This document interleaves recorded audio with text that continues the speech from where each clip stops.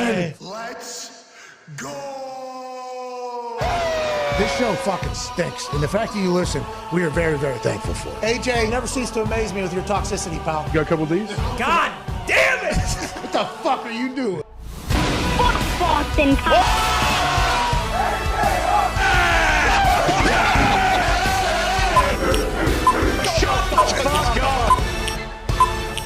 Hello, beautiful people.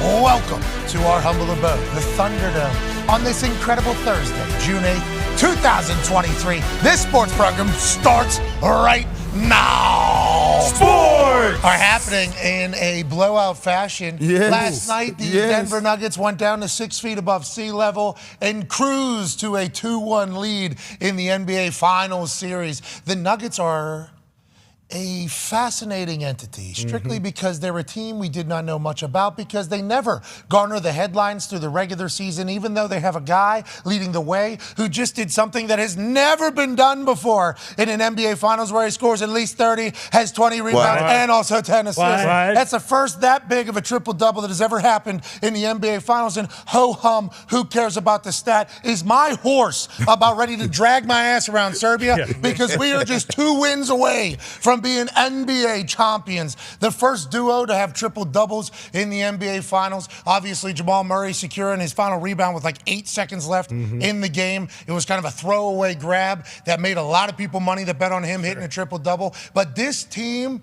and this crew is so fun to watch whenever they're working. Now, it does make the games a little bit monotonous. Oh, yeah. Because last night, I guess there was a couple times where you thought maybe the Miami Heat will go on a run, because that's basketball. That's what the NBA is. At some point, this thing's going to get close. They're going to keep us around for at least a minute or two. It's the NBA Finals.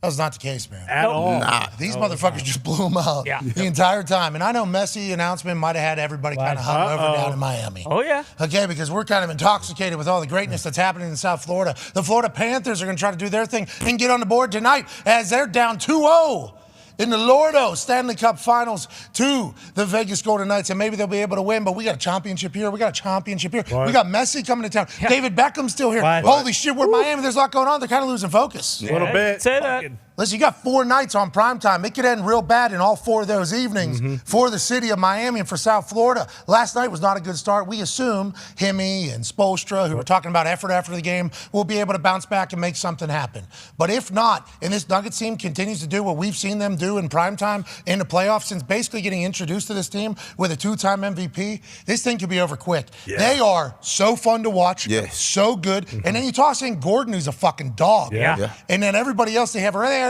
little white dude, I had no idea who he is. He's got vein in his neck. He's jocked.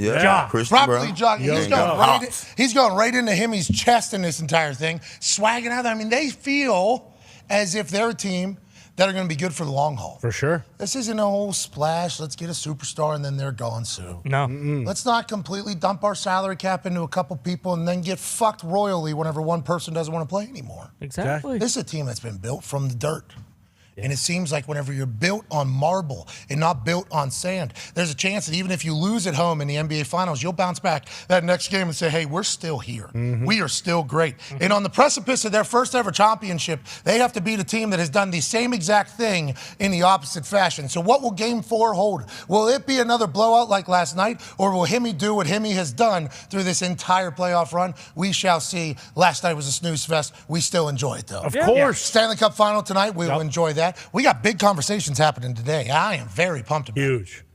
CC Sabathia will join us. Here we go. Shit. Yeah, baseball's happening, obviously. CC Sabathia have something big happening tonight on the MLB network. They'll be telecasting the Astros and Blue Jays. I don't know if this is supposed to be like a New York game, and then the AQI Yeah, the AQI. continue to do what the AQI did, and it was kind of moved to the Astros. We hope everybody's okay, by the way. Stay safe. What's going on with this? It's not good. There's something fishy going on, but that's one half of the hammer. Cowboys Tone Diggs, who utilizes the internet. Another man who utilizes the internet, the Toxic Table, at Boston Connor, and obviously at Ty Schmidt is here. This is different.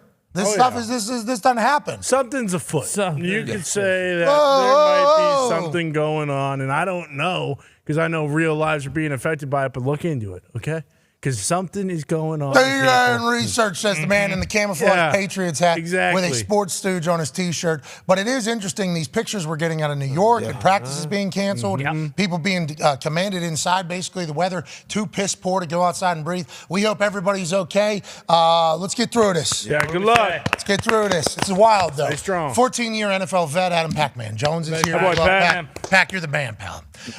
Let's dive into that basketball game last night, though, Pac, because your pronouns when it comes to the Nuggets are we and our, and you said that to Darius Butler, like we, and you were obviously a big-time LeBron fan, but when this team just sweeps LeBron and the Lakers, you can't help but build admiration for them, a fanhood for them, and you're their fan now for the NBA Finals. There was never a doubt last night. These dudes are fucking great at basketball. It's fun to watch them play. Boring games, fun to watch them kind of execute and do their thing. Oh, man, it was an unbelievable game, if you ask me. The big stars played good for Denver. They played good.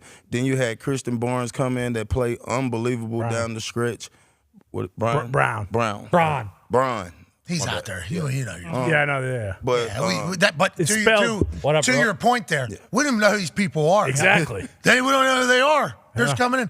There was somebody came in the game last night. Reggie Jackson? Reggie Jackson, I think, had some minutes last night out of nowhere. It was the first time he was on the court all playoffs. Just came in out of nowhere. I mean, there was like, this NBA playoffs has been interesting because it hasn't been the superstar-driven teams, really. Now, Joker, superstar, obviously, two-time MVP. But not on. Jimmy Butler, superstar, obviously, absolute dog. But whenever you talk about who the NBA chooses, I don't know if it's the NBA, but whoever chooses to just make the league about these people, this is not them at all. And it's kind of the storylines that have been developing and the cooking and the players that we've been introduced to and the style of play. It's like, holy fuck, I didn't know the NBA had this type of stuff going on. Obviously, we all know about Luka. Luka took over there for a little bit because how slow he's moving and how it seems like the ball is actually on a string. Yeah.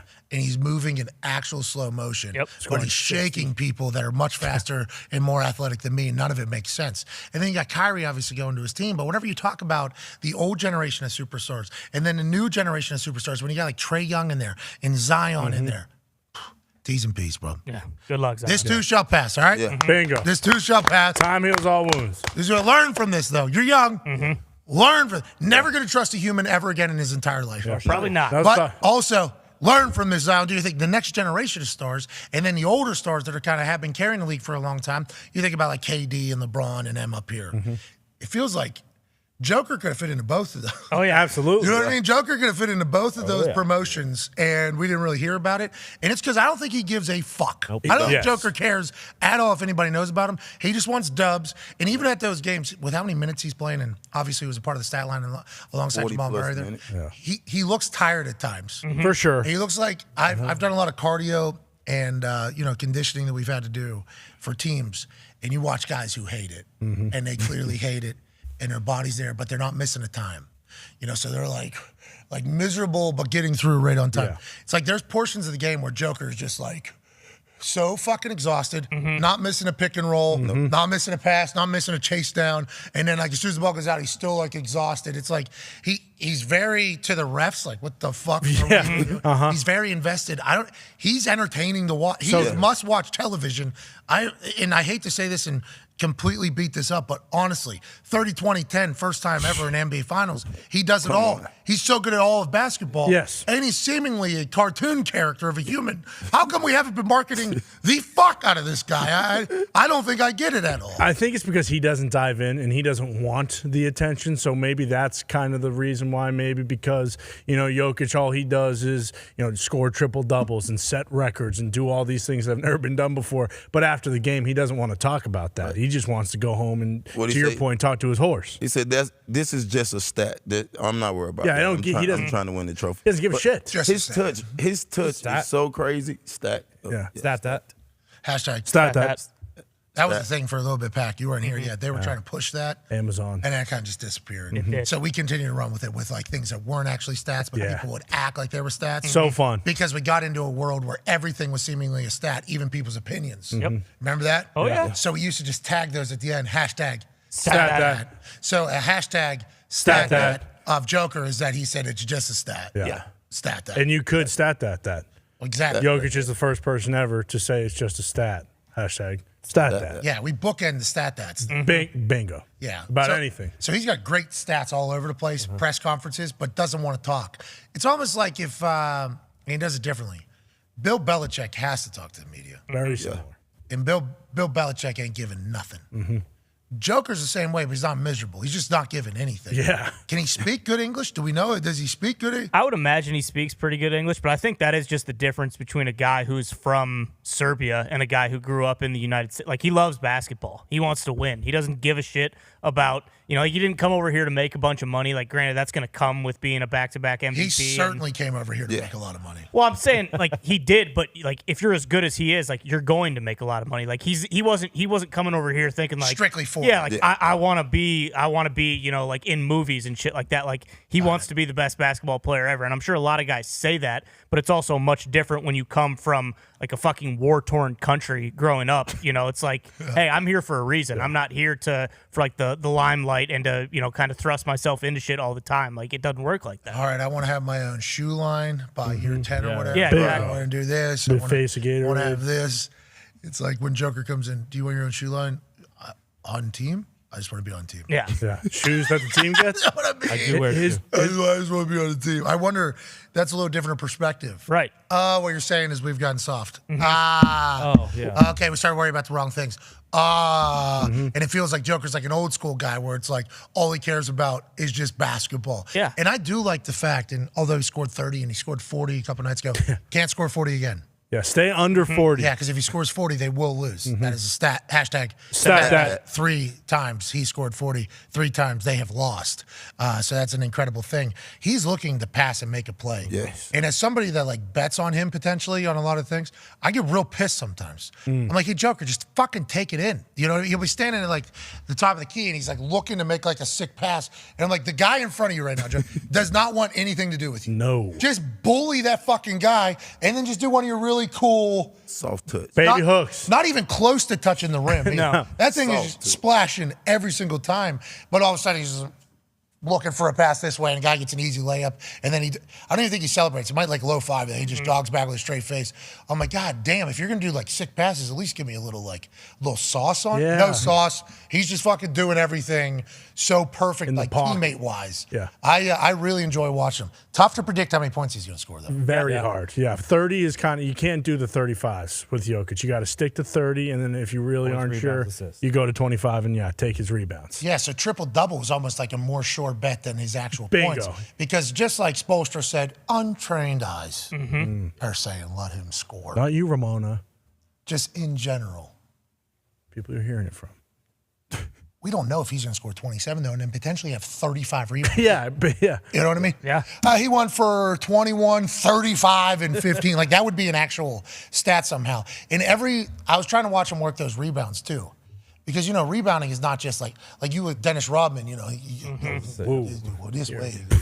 You got a good feel for that. Like, you got to have, as the ball's in the air, you got to have a feel for, like, where that thing is heading, because we could go, that whole thing. He's reading shots, too. Like, watching him kind of, because he's not fighting every single time he's boxing. It's not like old school rebound grabbing. He's like kind of on the outside, like reading it, and then boom, just real quick. Yeah. I'm 6'11", 260. Right. I'm looking at the goal. And then bang, he's there. He's fucking phenomenal. In the way he moves at his doesn't make any sense to me either. He should at least have some sort of lumber or like something wrong with his gait. He seemingly doesn't. This dude is an alien. Yeah, you could make the argument that he's the most skilled basketball player of all time. Well, Kendrick Perkins said he's the most skilled center of all time. Yeah, I think basketball player as a whole, you could make the argument. As of right now, I don't know how long his career going to be. We're living in the moment. I'm sick of us doing this. So we're ESPN already. We love it, though. Right now, he's the best we done seen at that position. He's best at everything. Yeah. But there's like different parts to it. Because like if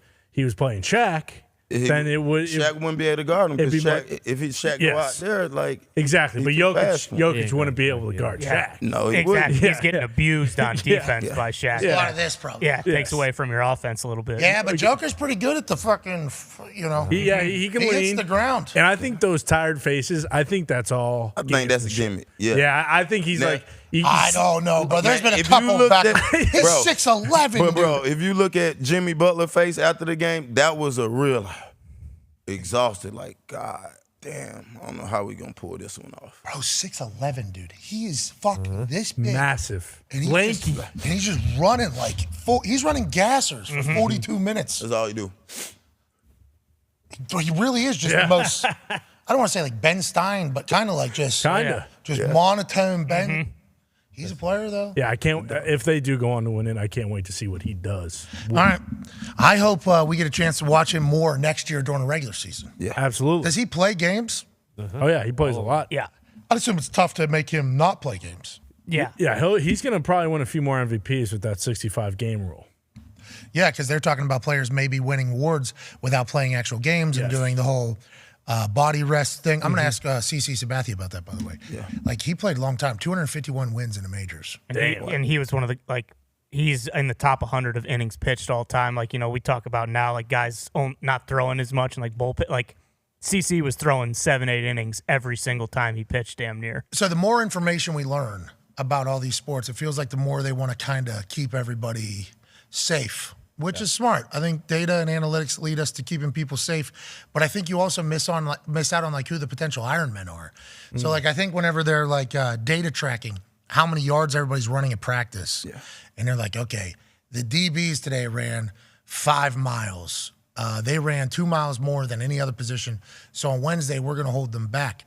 And it's like, okay, that's in theory, that makes sense. But what if one of those guys in there is just like going to be known for as the guy that could just go forever Needs the extra 5 miles? You never take into account like the outliers that are like the need to have all the like need to work, need to do that whole thing in lieu of like player safety and health.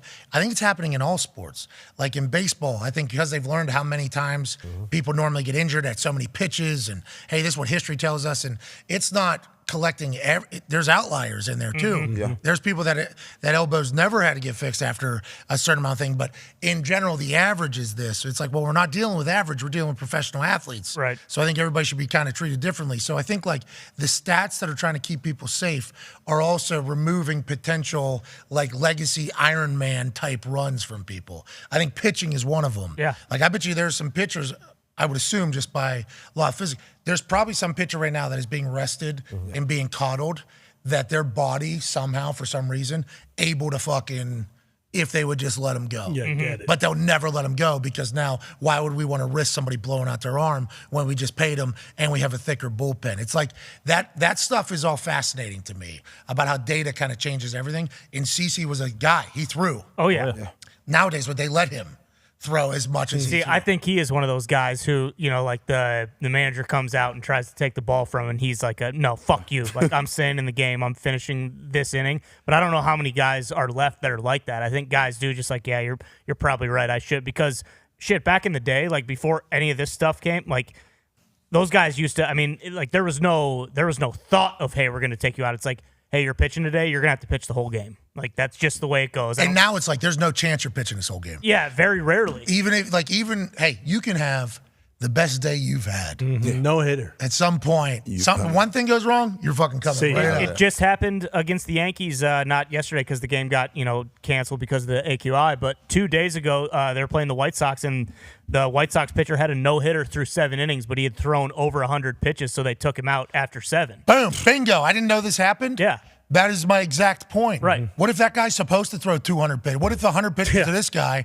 is not 100 pitches to the other guy. Some other guy? We don't know that. We just know what the average is of all the guys. It's like some people are fucking built different. Yeah. I mean, that is just... Do they limit Ohtani, do we know? Yeah, definitely, but that's also because he's playing both ways, and like if he gets hurt, like they're really fucked. Okay. Yeah, but they're not making the playoffs anyway, so... Well, that Strasburg guy, when he first came in, he had like a pitch count, right? Yeah, because he had Tommy John in college. Wasn't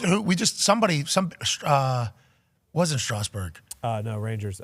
Some big... DeGrom just got sat down. Never going to be able to pitch again, they're saying, somebody. Yeah, his career might be too bad. Shit. Because he's like the picture of the guy who, like, if he could stay healthy, like he could have been like a top 5 guy all time, but just there's so much strain on his arm too. See, but his arm, for instance, might respond in that particular way. Some other people's arm might not have, and I don't know if we ever will, because data is telling us we got to, which I guess makes sense in theory, but then you miss out on potential dogs. Yeah, exactly. Like those who have 251 wins in the majors. Is that good? Yeah. Very I'd say. A Cy Young winner, obviously 6-time All-Star, World Series champion, an absolute legend. Tonight on the MLB Network at 7, he'll be hosting a clubhouse edition of the coverage between the Astros and the Blue Jays game. He will have, among other guests, Chris Young, Sierra Santos, and Paul Wall. Paul Wall. Yeah, fucking The Paul Iceman? Wall. See you there. Boom. On Fofos. Yeah, damn right.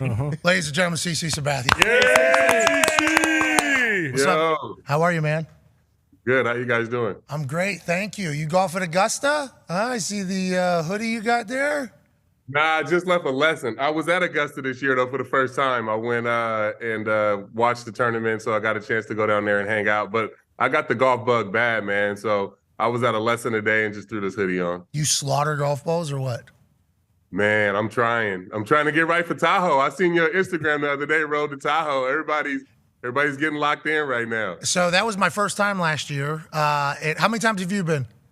This will be my 3rd year. So last year was my 2nd year. Okay, so my first year I went out there. I don't think I fully comprehended how serious people are taking it. You know what I mean?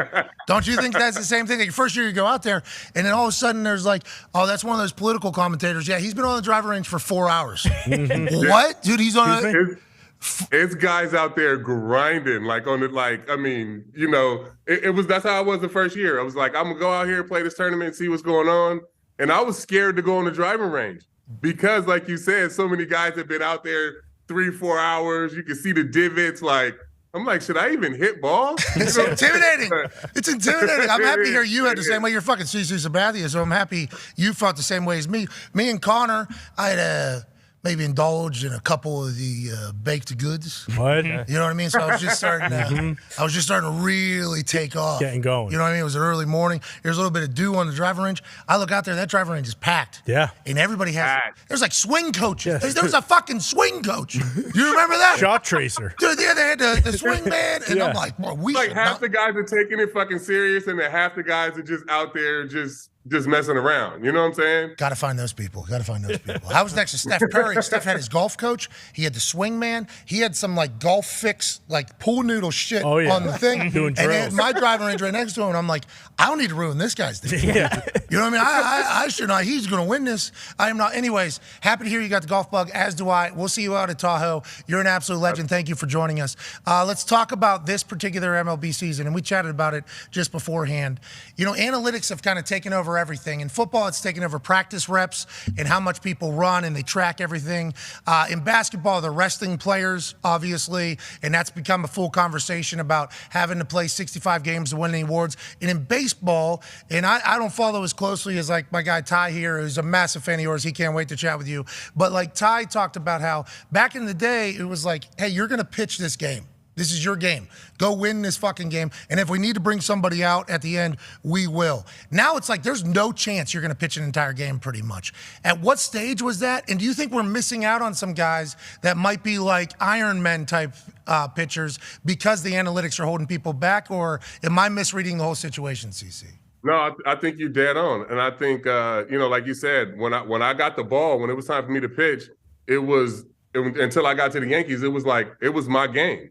And when I got to the Yankees, it was like, okay, I'll give it up. I'll give the ball up to Mo. So I'm going 8 innings, every time until Mariano's getting the ball. So, yeah, I mean, I think the way, kids are coached now in analytics, it's go out and throw your best pitch as hard as you can for as long as you can, which is about 4.5, 5 innings. And then we'll get somebody else in here to come in and do the same thing. So nobody's really a starter anymore. It's more like long relievers, if you really think about it. So but the teams that are there at the end in October always have 3 starters. So you watch the Astros, you watch the Phillies, you watch these teams that play deep into the playoffs every year. It's always the teams that traditionally can pitch in deep. The starters can pitch deep into the game, and then the bullpen is rested, so they're fresh for those games in October and be able to go out and perform. We read that in high school, like you were obviously an incredible tight end and athletic and everything like that. Do you think the reason why you're like, yeah, I'll give the ball to Mo, I'm not giving it, do you think it's because you're just uber competitive human being? Is that kind of how you are in everything? Yeah, absolutely. And to be honest, I used to always tell Joe Girardi, I'm like, me with 120 pitches is better than anybody you got in that bullpen besides Mariano. You know what I'm saying? So I don't give a damn who you got warming up. Unless it's Mo coming in, I can finish this. That was just the way I was, brought up and taught to pitch. I mean, ever since I was 8, 9, 10 years old, if there was a big game to be pitched, I'm pitching that game, and I'm probably going to finish that game. So whenever you're, going through a season long, hey, you guys play so many fucking games. Too many. We do. See so many games. I mean, you have 251 wins. Like, that's so many games. Think about that. 9 innings, like the whole production that's happening at the stadium. Double headers sometimes. You got pierogies racing in the outfield. You got fireworks happening. 251 times. Old CC stepped on the bump. One. Thank you all for coming. You're welcome. Yeah. That is so many games in there. What was your routine? Did you work out all year round? How did you have how many surgeries did you have to have? Like, what was the routine and how did you keep your arm alive? Well, when I was younger, the routine was really bad. It was just, I worked out during the season and that was it. Most of the time in the off season, it was fried chicken, Hennessy, and whatever else I can get my hands on. So, as I got older and the injuries started to pile up, my knee, I had a toe surgery. I ended up having about, I think, 8 or 9 surgeries on my knee. And then I ended up having one final surgery on my shoulder, the very last pitch I threw. But my routine got better as I got older. I started working out year round, and I think it shifted, in my career. I played 19 years. At the beginning of my career, when I came up in 99, 2000, it was, we used spring training to get ready. You got those 6 weeks. You use that 6 weeks to do all your running and everything. You get ready for the season. As I got older, mid-2000s, late 2000s, it's like, no, you need to be ready to go day one of spring training. We started throwing bullpens, before spring training started later in my career. So, it was one of those things where it was a year-round workout, and that got to be, wearing on me and the grind on me where, it was more work for me off the field to go pitch 6, 7 innings. My routine was 3 or 4 hours before the game. So I would start, my routine like 4:15 for a 7 o'clock game, whether it was getting in the hot tub, getting massages, all these different things I had to do to get ready was why I was ready to retire. Hey, sustained greatness, man, requires a lot of, commitment. Adam Vinatieri, for practice on Wednesdays, he'd be kicking 10 balls in practice. We're talking 3.5 hours of we got to work on this. We got to work on this. We got to get this. We got to get that. And it's every little part has to kind of be loosened up. I assume very similar for the pitching. And you said 19 years. There's a lot of time there where not only the game can grow, the conversation can grow, the little games, inside the game can grow. So this was a big conversation I was learning about. This spider tack thing, fucking awesome, okay? So when I learned of this just a couple years ago, I didn't even know this thing was existing. Then they started checking for it. Now it's a full pat down happening in between innings. Yeah. Now they're still looking, but guys are still able to get in there. How long has that type of stuff been a part of the game? I assume since you came into the league, that stuff was happening, and probably long before that. And how much of a difference can that actually make to a pitcher at the end of the day? I mean, the sticky stuff has been around forever, obviously, right? But spider tack, like you, I had just learned about it too. I had no idea about spider tack. Hey, that was deer antler spray for us in the NFL. Yeah. We all learned about deer antler spray. We're like, damn, everybody, what was this stuff we missed out on? I was so pissed off because the guy that was making it, I was close with. You know what I'm saying? It's a guy that I know that I sat in his office all the time, and I was around him a lot. So I'm kind of pretty pissed off at him that he didn't offer me fucking spider tack. I'm like, how did I miss out on this shit? But it was a huge difference between spider tack and actual pine tar or rosin and rubbing alcohol, or a lot of guys like to use would use shaving cream or sunscreen and rosin that makes things sticky. So that's what Scherzer just got suspended for. He had a rosin stick and rubbing alcohol. So that makes the ball real sticky. What spider tack did was actually making pitchers better. You can see the RPMs and the spin rates just, going through the roof with the stuff that they were using. But like you said, it was all brand new to me too. I had no idea about spider tack, and I'm pretty pissed off because it was going on while I was playing, and I definitely could have used it. So it was. How long do you think it's been around? Do you think it was just a couple guys that knew about it and they were kind of? No, apparently it was a lot of guys that knew about it, and it was going on for a long time. But like I said, I mean, for me, I didn't even use the rosin bag. It was just the sweat I used for my hand. And I'm a big guy. I was always out there sweating. I could sweat in a snowstorm.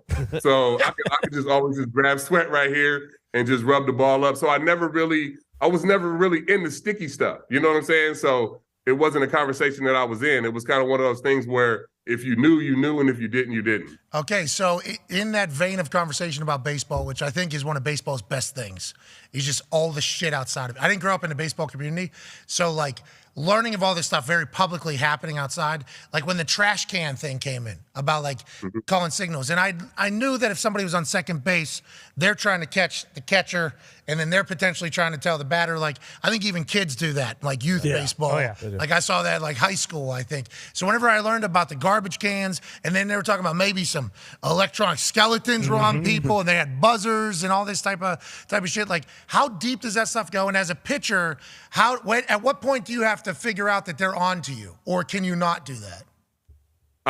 Sometimes you can, for me, I could only tell if guys are on to me from second base, if they can get my signs from second. Like, that's just something that you can feel as a pitcher with I don't even know if that's true with the buzzards and Jet Passan said that was not true. Yeah, it didn't happen. Yeah, that's what I'm saying. I don't think that was true. But with the trash cans and stuff, we had no idea. And it makes it tough for a pitcher when, you actually like kind of live streaming the signs. I think that's where it makes it a little more difficult to defend as opposed to a guy at second base where you can change up the signs, or if a guy is getting your signs at second base, it's kind of on you.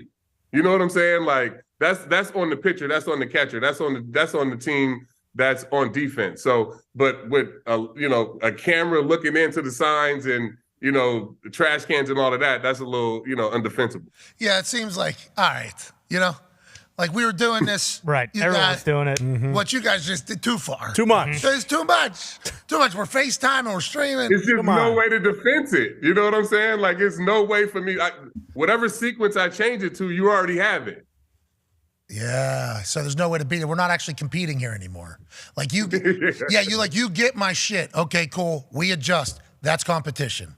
You get it live in stream while I'm adjusting. I mean, what do you want? Fuck. We're playing a one-sided game all of a sudden. Yeah. So, but makes it tough. the garbage can thing, like, feels like if I'm a pitcher, I would be able to hear the banging. That's why I know. And do you think this type of stuff is still happening? I assume this type of stuff and like the rosin stick, like this stuff's going to happen forever, no matter what takes place with the MLB, no matter what the rulings are? I think guys will always figure out a way to play within the rules. You know what I'm saying? Sometimes guys are, within that gamesmanship of playing within the rules, guys will get out, sometimes, and, you see suspensions. But, I'm sure guys are still getting signs from second base. Absolutely. I have no idea if, guys are doing, to the level it was, 2015, 16, 17. I don't think so. They have monitors. MLB has monitors down in the dugout, kind of all over this thing. So I don't think you can really get away with it the way you could back then. But in that gamesmanship within the rules, guys are always going to try to figure out how to get an edge, Yeah, Bill Belichick has actually made an entire career. Hell yeah. At one point, he was lining offense. It worked out pretty well. Yeah. I'd say. Yeah. I'd say so. Yeah, I think so. So we're done? Yeah. Ty Schmidt, diehard Yankee fan, big-time fan of yours, has a couple questions. Yeah, CC, we had A-Rod on, I think, last week or a couple weeks ago and talked about, when he first came to New York, the amount of, like, media bullshit that he had to deal with his star power and all that kind of stuff. And I don't think anyone ever really talks about it with you, but at the time when you signed with the Yankees, you come from Cleveland and Milwaukee, two smaller markets. You signed the biggest deal in the history of baseball for a pitcher at the time. And then right when you get there, you lead the MLB and wins your first 2 years, win a World Series. Like, was it difficult coming to a big market like New York from those two smaller places? Like, did you have to deal with any bullshit that you weren't expecting? And also, what do you think the Yankees need to do to get over the hump and win another fucking World Series? Well, I'll start with me. I mean, it was hard for me before I got here because I never wanted to come to New York. I never wanted to play in New York. I never, with all the media and everything that goes on around the Yankees, A-Rod and Derek were having their thing at the time. I just didn't want to be a part of it. So I did everything I could to try to avoid being a Yankee. Brian Cashman, we had a couple of meetings, and he was so convinced that it would work for me in New York that he was like, I'll let you opt out after 3 years. I'm so convinced that you're going to love it here. Your family's going to love it here. He came inside my living room and sold it to me. And I trusted him. But that next morning after we agreed to the deal and I signed, it was, I went to bed, and this was back when SportsCenter on the side of the TV, it had like every topic they were about to talk about for the next whatever. And my name was every single one. And I woke up, I looked at my wife, I was like, what the fuck did we do? This might have been a mistake. But as soon as I got to spring training, it was like being at home. Derek was cool. Me and Andy hit it off right away. Mariano, me and Jorge became, great friends right away. So it made it super easy. And to be honest, that very first spring training, we had in 2009, that was the year when I think A-Rod had came up with a positive PED test. So my very first day of spring training, it was a press conference with him. So I kind of like flew under the radar because all of that stuff was going on. And I kind of figured out, like, with all of these stars here, like, I can kind of just fly under the radar. Nobody's like checking for me. You got Derek, you got Mo, you got all these guys that they're going to come ask questions to before they ask you your question. So it kind of took a lot of pressure off me, where coming from those smaller markets, you're the guy. You need to go out and win 20 games every year. You need to go out and throw shutouts all the time. And I kind of figured out pretty quick with the Yankees that if I can just slide in and do my little part, these guys are pretty fucking good. They've already won 4 championships. If I can do my little part, we can win pretty quick. And I figured that out like after the first month and was smooth sailing. And speaking of winning, can they win again? You think Ty's heartbroken, because hey, CC, you know it, I know it. Not worried about them, but they became the talk of New York. The Mets became the talk of New York because Cohen is spending what he's doing what more than what Steinbrenner used to do. Yeah, he's doing he's taking the Yankee model from back in the day and implementing now the World Series Classic. Obviously, takes away the trumpets, which is a massive part of the entire thing, and he'll be back better than ever next year. I'm sure of that. Will. But are the Yankees, what do the Yankees need to do to win again? Because Ty, I think, would really enjoy that for his life, and I think his wife would enjoy that as well. I just think we need to be healthy. Like, we haven't been healthy all year for a long time. Having Severino back in our rotation, obviously Cole is a top 3 pitcher in the league, but he can't do it himself. Severino's a stuff guy. He's one of those guys that has some of the best stuff in the league. So when he gets his legs up under him and we can, give him the ball in game 2 and you get Nestor healthy, you get Judge back healthy for, a full season. He was looking better than he did last year, this last 6 weeks of games. So I think this team is primed and ready. You look at Rizzo without the shift, he's hitting 300. These guys they're locked in. So I think, I'm always going to go with my guys, and I always believe that they can win. I just think they need to be healthy, man, and that's the biggest thing. Yeah, hey, good luck out there. Yeah. Go get him. Hope you guys stay healthy. Need Judgy back ASAP. He was hitting the ball so far. Bombs. Locked in. So what are you guys? You guys eye to eye? No, he's taller than me. How tall are you? 6'6". Jesus. Damn. What did you weigh whenever you were throwing baseballs? Man, when I was an offensive tackle, bro. I was 330. Did you feel like you had to be that big to throw? I did. The one year I think it was like 2013, I got down to like 265. I was feeling good, like got a new uniform, all this shit. Came to spring training, I was throwing like 83. and Damn. It was just like I was falling all over the mound, all this shit. I was like, yeah. I got back to 290 before spring training was over. Yeah. So when I was moving balls, much different than you, I got like real thin at one point, and I didn't feel like I could kick the ball as far. I was like, well, I guess I just got to be a fat guy doing this whole thing. And then I got into like great shape later, and it was like, oh, this is what I should have been doing the whole time. Like that's what happened. Yeah. After I retired, I got into great shape, and I was like, "Oh, okay, this is the mass I needed." Because I always say mass equals gas. You know what I'm saying? Hell like, yeah! need a big ass to throw hard. Hey, you went through the gas era, didn't you? You went through the gas era, I guess, right? Yeah. Did you know when you were throwing to a guy that was eating more needles than actual protein shakes? Did you know? You know what? It was pretty obvious back then because like I said earlier in my career, the guys that weren't doing stuff came into spring training and got ready during that time, and then the guys that were doing whatever they did were working out year round. So you could see the bodies. You could tell in the bodies are different. They were way different. Yeah. Those balls too were going. It was going different. It was entertaining though. Hey, yes. Hey, I want to let you know, as somebody that's not in the baseball world, and hopefully we become friends. Don't really have many friends in the baseball world, so I just kind of have to compress some guilt for people that might get sick that I don't know. I'm a big proponent of let the boys juice. Hit the ball far. You know what I mean? Now, it's not good health-wise. I understand.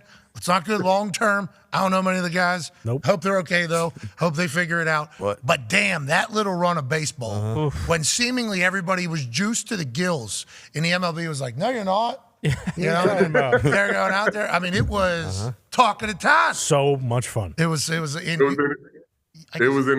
man. It was definitely entertaining for sure. I guess you're on the side of it where you hate seeing batters have success. They're changing the ball, right? Now we got a whole new ball, or no? No, I'm on the side of offense. I hate watching a fucking 1-0 game. Who wants to sit at the park and watch nobody score a run? Like, I want to see guys mashing baseballs all over the field. Like, I'm for offense. So, yeah, no, I mean, I want to see Judge. I want to see Ohtani. I want to see Trout. I want to see these guys going deep. Jordan Alvarez, like, I want to see the hitters, man. Hey, Shohei's the greatest baseball player of all time. That's crazy. Already happened. The best player that's ever to ever play baseball. You think that? Okay, hold on. Shit, your words mean a lot more than mine. I just say that. Oh, dipshit in a tank top. That doesn't know that. You saying that though means a big deal. How could he He's doing stuff. I guess like Babe Ruth is the closest comparison because pitching and hitting, but he's past Babe Ruth. I think in the pitching department, like way past tenfold what he's been able to do. Right? Yeah, I mean, and you got to just look at the caliber of athletes that he's playing against right now. You know, I mean, he's a top 5 hitter and he's a top 5 pitcher in the league at a time when the players are better than they've ever been. Guys are throwing 105 miles an hour right now. So fast. You know what I'm saying? Like, if guys are hitting balls further than they've ever hit them, harder than they've ever hit them, and he's the best at all of that. So he's the fastest. He hits the ball the hardest. He throws the ball the hardest. Like, he's playing Little League out there. He's the best player to ever play. Seems to be super humble too, right? Doesn't he? Yeah, he does. He does. Feels like Joker. Feels like Jokic. Feels like Jokic. Yeah. I mean, I had a couple conversations with him and super humble, but laser focused on and understands like what he is and what he needs to do to be ready every day to play baseball. It's crazy, man. So you were speaking Japanese to him?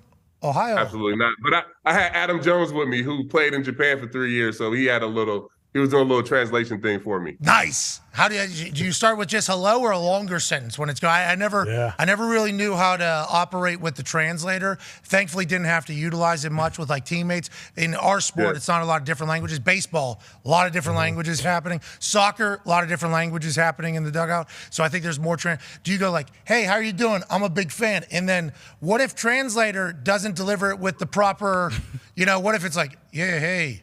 He's a big fan. Like, are you watching how the delivery goes, or how? No, you always watch how the delivery goes, and you always got to make sure that you're cool with the translator and that make them understand how big of a fan you are. You know what I'm saying? So you really talk through obviously you talk through the translator, but you make them understand. How big this is for you, and then they can relay that message. God, you just get one asshole translator. Yeah, exactly. It's over. This guy said you'll never throw a baseball like that. Because you suck. He said, thank you, have a good day. Right. Fuck off. I don't want to say anything. Yeah. I don't want to say anything. That's fucked up, man. Japanese is a completely different language, too. I went over there for the USO. That ain't even like a sound like you can guess what the words are. That one's very, very different. That is. It's nothing you can pick up, right? Nothing. Have you been over there? No, not yet. Whoa, very nice. I would recommend going. I don't know if they love all Americans, because there was some shit that happened way back in the day. I think there's some people that still view it that way, but I think they love baseball players, they love wrestlers, they there's a lot of those types of things. You go over there though, they don't all speak English, and it is not like the signage for stuff isn't like bathroom this way. The arrows. It is it's a completely different world. I mean, I've never seen anything like it before. Everybody's super kind though to me. Yeah. We got very boozed up. There were some penguins walking around. It was a good time. And they created Shohei fucking Ohtani. It's unbelievable. Yeah, I'm supposed to take the family over it first week of August, so we'll see. You're just doing like a family vacation to Japan? Family's vacation to Japan. When I retired, the Yankees gave me a trip to Japan. My youngest kid is huge into like Japan culture and wants to go to Japan really bad. So the Yankees gave us a trip. Obviously, COVID happened and all that stuff, so we were thinking about using it this summer. So hell yeah! Go. Hey, your kid's a stud, right? Isn't the kid a stud baseball player? The little one is, but the oldest one, yeah, he's a freshman at Georgia Tech now. He's at Martha's Vineyard playing in the NECBL for the summer. So yep, he's a stud. So I'm looking forward to seeing him this summer too. What position? We pitching? He plays first base. And he's stick. He's a hitter. I told you I like to see offense, man. Yeah. Yeah, you're right. I'd like you to have success, and I don't want to watch all these boring games. Case right here and tell you, you're not going to pitch. You're going to hit the shit. Look how cool he looks. He's big, tall. He gets that from his mom. Yeah, I doubt it. Tone has a question for you. Speaking of CC, I love the commercial. I believe it's with him and you with the VR and the batting, using the VR and putting the thing on the actual bat. Like other sports, I don't know how it translates to VR, but I assume baseball, like, are guys actually using the VR to practice? Yeah, you know what? The kids use it a lot. So my kid, my oldest Karsten, his best friend brought it over one year. It was like 3 or 4 years ago, before one of their big games. They had like a big rivalry game. It was their junior year. They put the VR thing on, and both of them had 3 or 4 hits in the game. So they like swore by it. And then, the year he was a senior, they allowed New Jersey kids to do NIL deals. The people that made up that Win Reality Oculus good call. Hey, good call back right there. Dan O'Dowd was he was the general manager, the assistant general manager of the Indians when I got drafted. Whoa. So I've known him since I was 17 years old. So reached out, me and Karsten did the commercial, and they came out pretty good. I thought people, reacted to him well, and for me and him to get to do something together is awesome. And to be honest, this is the shit that goes on in our house, honestly. Like, these are the conversations that we have. We're always ragging on each other, so it's a real natural thing for us. Hell yeah, that's the right way to do it. That's why the content's so good. I've seen that thing. It's been marketed for a few years because I've been in that Oculus. There's a boxing game in there called Thrill of the Fight. And you get in there and you're boxing against a simulated human being. Tough. But it's a full workout. I mean, it's like the physics of it is real. Like when you actually punch the guy, the thing vibrates and they're punching you back. And obviously you don't feel it, which is the best type of fighting I've ever experienced in my life. No chance of me getting hit. 100% chance of somebody else getting hit. But I'm in their box, I'm getting in good shape. And then there'll be like marketing because obviously everything that we have listens to us about virtual reality. And that Win Reality thing started getting marketed like 2 years ago, I think. And it wasn't easy to purchase. It wasn't easy to get. I think it was like kind of a beta model.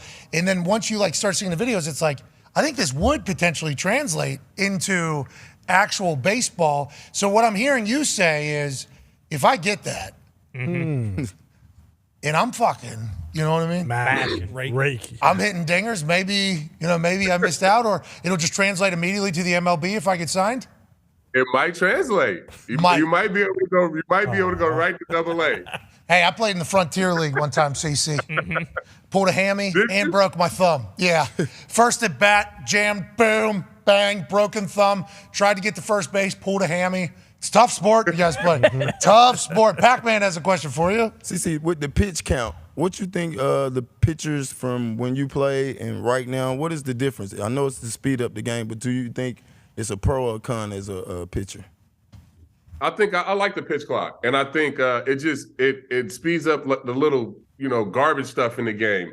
Guys stepping out, adjusting their batters gloves. The pitcher stepping off and walking around the mound. All those little things just gets them in a better rhythm. And, I heard you guys talking earlier about, pitch counts and Strasburg and all these different guys.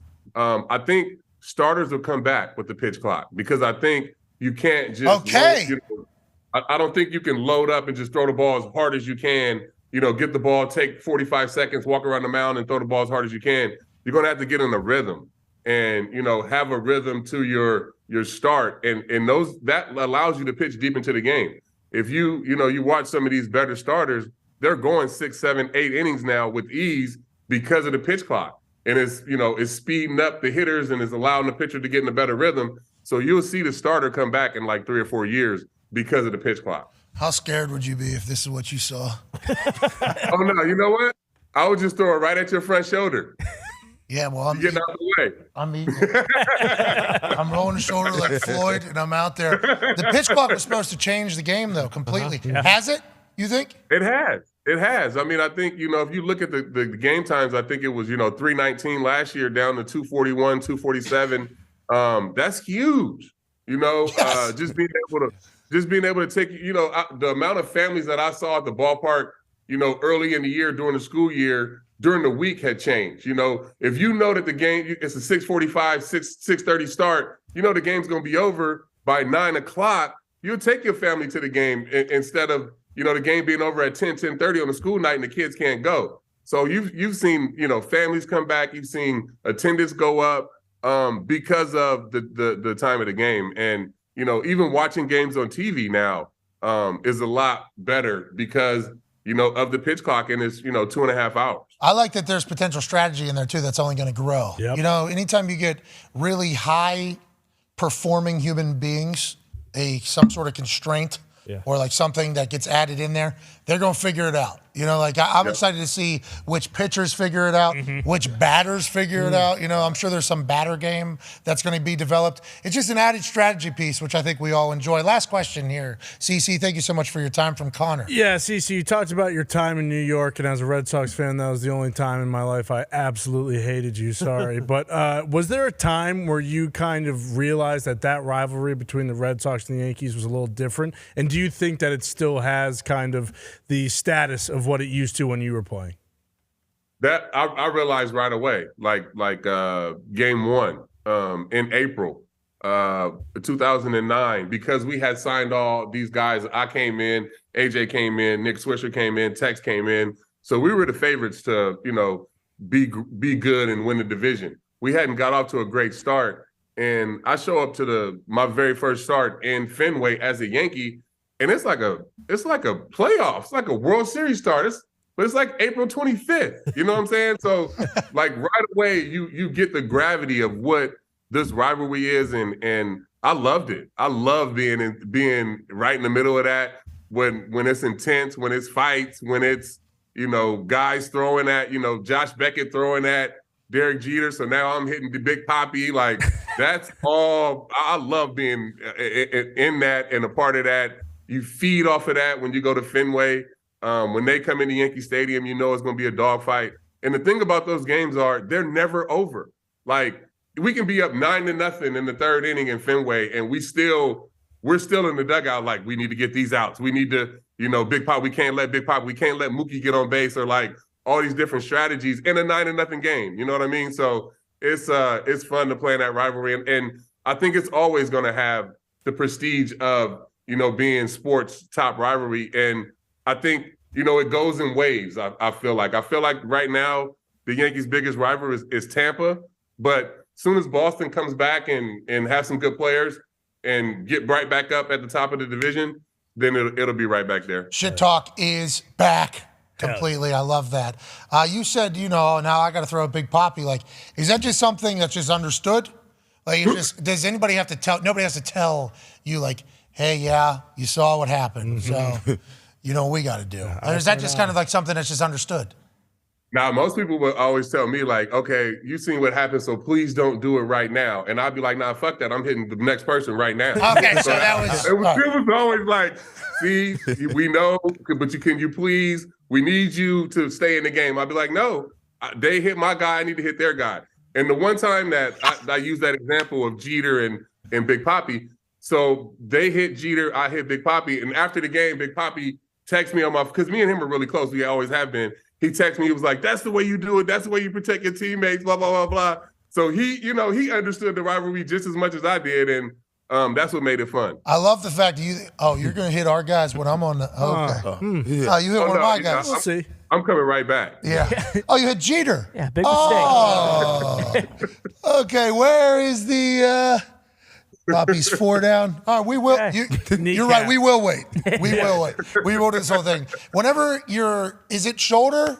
Are you back? When you're aiming at somebody, middle finger fastball, what is the thought? Because obviously, very fucking dangerous. You hit a guy in the head. Can't have that happen. Yeah, no, it was always, for me, it was always lower. I would always try to hit you like in your shins or your knee or somewhere where it's like, you know what I'm saying? Where like it's a bone somewhere. I don't want to get like a meaty spot. Like I'm trying to get somewhere where it's like a bone somewhere. Yeah, smart. Hey, listen, not going to kill him, but also they're going to remember me. Do it. Hey, we appreciate you, man. Good luck tonight. 3rd season of MLB Tonight Clubhouse Edition. It'll be at 7 p.m. on the MLB Network. CC will be hosting. And once again, can't stress this enough. Paul Wall. Yeah. Paul Wall. Hey, Paul Wall, baby. Hey, you still doing it? You're just friends with Paul Wall? Is that how that works? Oh yeah, that's my guy. So he's a big Astros fan. So we thought he'd have him on. Tell him we need another song. Yes. We need at least one more, like a retirement song or something. And tell him thank you for all the years he kind of got us through in the college age. What a legend. Ladies and gentlemen, just like you, CC Sabathia. Yeah, CC. Let's get to a break. That was awesome. Yeah, man. Yeah. You're so good. At baseball and at talking. Yeah. And talking. And at talking about baseball. I know. Zito told me in my ear, he's the commissioner's assistant, so he has to like everything. That's whenever he asked about the pitch clock, she was like, remember, he is the commissioner's assistant. So Special assistant, yeah. Zito, I do appreciate you reminding me that. He has to like it. No matter what Zito was saying. I think CC would be the kind of guy where if he didn't like it, he'd have no problem. He'll say it. And I think also if he was pitching, he would like it. Oh, yeah. Dictate the game, control the tempo, for sure. Because there's a certain second, because as soon as I'm not a baseball player at all, but as soon as I heard that there has to be something that happens at this exact time, feels like that time is going to become a weapon for, I think the batter has to be in by 8 seconds. Is that what it is? Yeah. Yep. So I'm thinking there's a chance you're going to see a lot of pitches coming at 8 seconds. That's already ready to go. Yeah, like I think their whole routines are going to be at 8 seconds. So if somebody's dicking around, literally, boom, you can still fast pitch. Well, and they can't do the whole wait to the one, end right? time, They can only do Yeah, one. only one. I wouldn't be surprised if more guys go from the stretch instead of the full windup so that they can get to the plate quicker. So whenever as soon as guys get in there, Like, boom. quick shot. There'll be some games. And shit. Oh, yeah. That's baseball. That's right. He's a dog. He is. 19 years, dude. 251 wins. Listen, me on 120 pitches is better than all those look now. I know they're my teammates, but this is sorry fucking sack back here. I'll give this to Mo. This thing is important, okay? I'll give this to if it's Mariano fucking Rivera. If Sandman's coming on, That's right. Yes. I will hand this ball over. Until then, get your ass off my fucking bump. That's awesome. I love everything about that. Do it Yeah. since he was 8, 9, And they have a 10. great bullpen altogether, too. So for him to do it only for Mo is the best part. Yeah. At what moment? Is that when he retired? He said his last pitch he had surgery. But I do wonder if he got to a point where he's like, probably hand the ball to 4 or 5 people now. That's it. That's all she wrote. Well, I wonder what those guys said before. Like, CC, I'm pretty good. I can throw Oh, the shut ball. the fuck up. Okay. Are you? All right. You better than Mariano Rivera? I don't think so. Okay. Is he ready yet? Let's get to it. Yeah. Are we eight innings, right? That's when Mariano came in? In the 9th, usually. Only 9th. Yeah, Closer. pretty much. He had a couple 2-inning saves, but yeah, he was 9th inning, 1, 2, 3, shut the door. What was it? Slider? No. Cutter. Which goes what? This way. Just like a cut fastball. Yeah, it tails off a little bit. Same pitch every night. Pretty much. Play the fucking music. Yeah. Sandman's coming out. And we got 3 batters that are about to see the same pitch that have been seeing it for the last 15 years. Yep. Yeah. And in no way is that disappointing. No. And he's fucking bringing that thing. That's awesome. Beast. What a game baseball is. We're about 55 games away from caring about what's going on in the MLB. But tonight, we will watch the MLB Tonight Clubhouse Edition in its 3rd season with CC Sabathia. Chris Young, is that Yeah. No, baseball player. okay? Of course. Sierra Also- I don't know who that is. Chris plays a guitar, too. There is a Chris Young, right? Yeah. I think he does this. You know. There's a Vince Young. Country musician. You know who Chris Young is, don't you? No, I don't know who Chris Young is. He's Boys of Blanco. You were talking about him earlier. You said you leave your favorite artist. All right, we'll take some phone calls on this glorious Thursday on the 5 Energy phone line, 1-833-432-3663, 1-833-4-DOME. Shout out to CC Sabathia. Brian Windhorst. What? He's on the show in the next hour. Holy shit. That's right, Wendy. Wendy? Yes. This was this one was for The Office. Come on. We assume he's going to be electrifying. Oh, yeah. Always. We assume that he is going to crush it for us. Absolutely. Why is that? This office loves Wendy. Yes. Love him. We didn't fully understand what or how Wendy was who Wendy was, but we were always pumped about it. Yes. And today we get a chance to ask that man questions. That's right. About the NBA Finals. That was a blowout last night. We also got some NHL talk coming right around the corner. And also, Dalvin Cook has been released from the Vikings. Whoa! Former Viking legend, obviously, Ron Johnson will join us. Can't wait for AJ Hawk on the other side of this break, plus your phone calls. You all are the best. Be your friend, tell a friend something nice. Take 5 shit. They want to play for the Yankees one day. The people I'm playing against.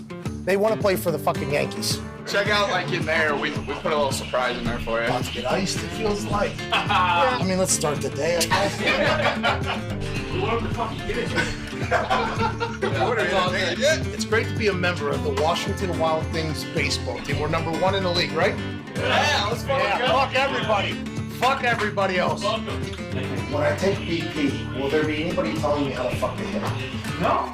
Feels like the wind's blowing this way. Might have to attack that fence tonight, huh? Hey, you got it! Does the DJ play heaters like this all night? I started hitting 2 days ago. Oh, you'll be fine. I think I figured it out. You'll probably only face 90 miles an hour tonight. You should be good. Is that me in the game there? This is a good at bat. This is a good at bat. Oh shit! Oh shit! Give me it! 1-1 pitch. Let's go! Line drive. Oh, right son of a at bitch! the That came down a lot faster than I thought, though. Let's be honest. It's deep, Go, and it is off the wall. Go, go. Field it up. Excuse me! If you could all get off of my dick, we would be better off. Tell you what, would have been nice to take a nap earlier. Another throw. Get back! First. You have to tell me when that's happening. You're making me look bad. Hey, Steven, fuck you. Hey, fuck you, Steven. Hey, nice pitch. 149. Does that feel good, Steven? Oh, wow. Wow. He tosses up the ball. Wow. Back to being a player now. Making plays. Touchdown. What inning is it? Top of the second. Jesus. But it was finally my time to get in that box. Number 1, the right fielder, the former punter from West Virginia, a former Indianapolis Colt, and a current Barstool Sports personality, Pat McAfee. The anticipation is real. Oh, fuck. Hit out to I'm in the hole? Son of a bitch, this is about to happen. and that will bring up Pat McAfee once again.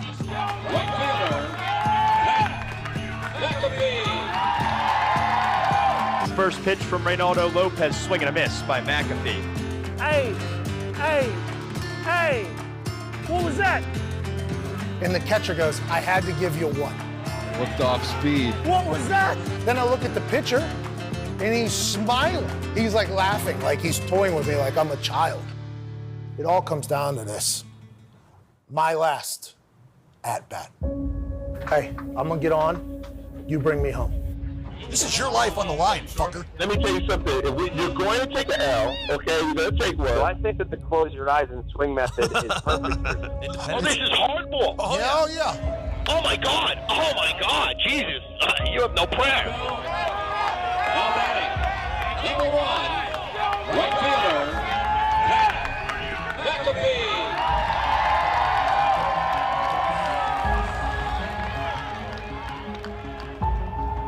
Oh, boy. Oh, this is the thing.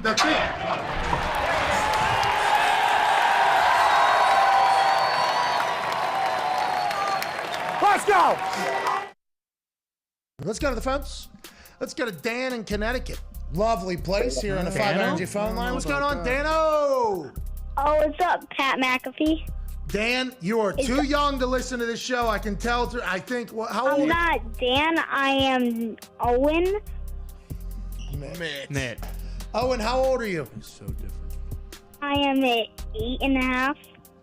Oh, that's cute. 8.5. If you're telling us you're half age, you're too young to be listening. That's a record. It stinks. What's on your mind, pal? What do you want to talk about, Owen? I want to talk about how inspiring this show is and how you're inspiring this whole entire world with how you're talking about sports and how you're talking about your life experience. Thank you, Owen. Owen, thank you. Love you, Owen. Thank you, Owen, I'm taking her on And the also, fuck Boston College.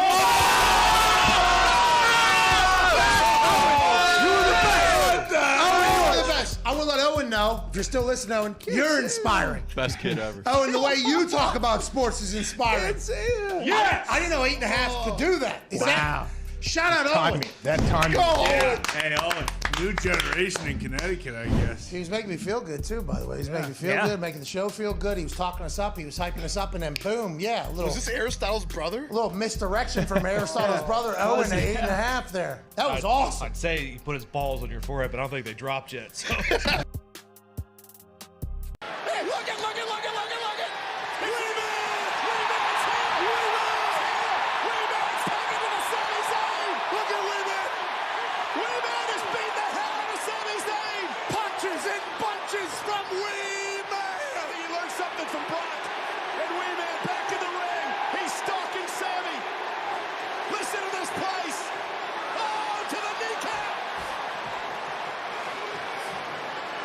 So active. Oh, look at this.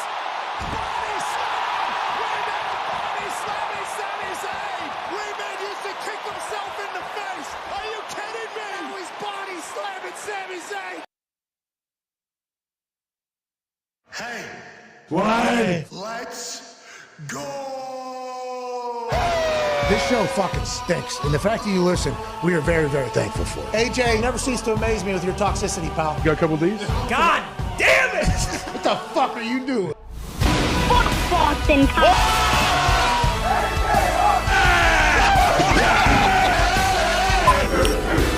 Shut the fuck up.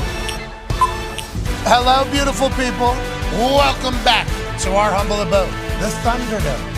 On this incredible Thursday, June 8th, 2023, hour 2 of the sports program starts now. Sports are happening as are aliens falling out of the sky in Las Vegas. Video has shown from a police body cam out of Las Vegas on May 1st. UFO falling out of the sky, and then a 911 call, and other people have said they've seen an 8-foot creature in their backyard around the same time. Police body cam footage shows one of the cops actually asking a car driving by, saying, hey, did you happen to see something fall out of the sky? And they go, excuse me? And he goes, I'm only asking because my partner actually said he saw something. Some other people said it. So normally I wouldn't ask this, just, did you guys see something fall out of the sky? And they said, actually, we did, yeah. So there's shit happening right now. Holy shit. But let's talk about sports. Obviously, that is much more important because once these aliens show up, they're probably going to be good at football. Okay, we cannot let them take over our sport. No. Obviously, with Joker playing, he might be an alien, but if he's not, we're happy he's here because we're going to have to defend this thing. You're talking Space Jam potentially taking place. That's right.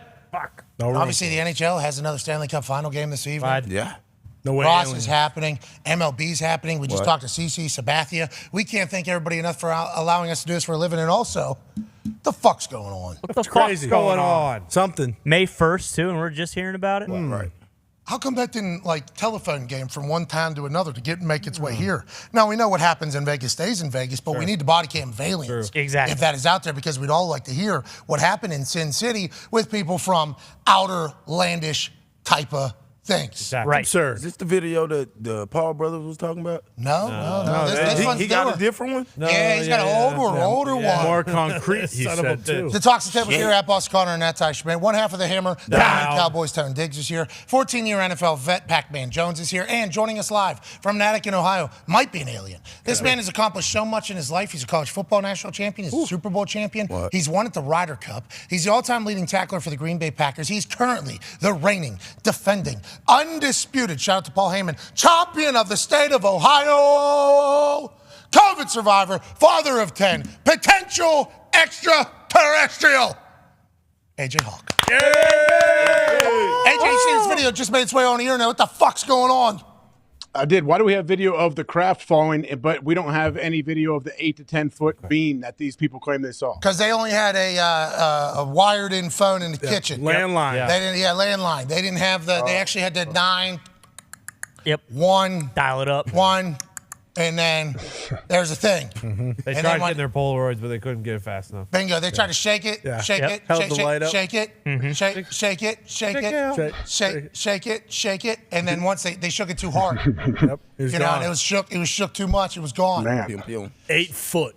So, anyways, that's happening. Also in sports, Joker and Jamal Murray just buried the Miami Heat last night. Yep. Yes. Now, Spoelstra and the boys are talking about effort afterwards. This is the same conversation that the Nuggets were having after Game 2, after they lost at home. And I think the effort thing could potentially be fatigue as well. We are very deep into this NBA season. Yes. Remember, they have played a full NBA season already, and then almost a whole nother one in this playoff series, especially the Miami Heat, who have gone to Game 7, playing game, and they're all the way here. You could be potentially tired. But Larry O'Brien Trophy does not care if you're tired. You're going to have to earn this thing. You're not going to get it handed to you. Feels like the Nuggets are going to win their first, AJ Hawk.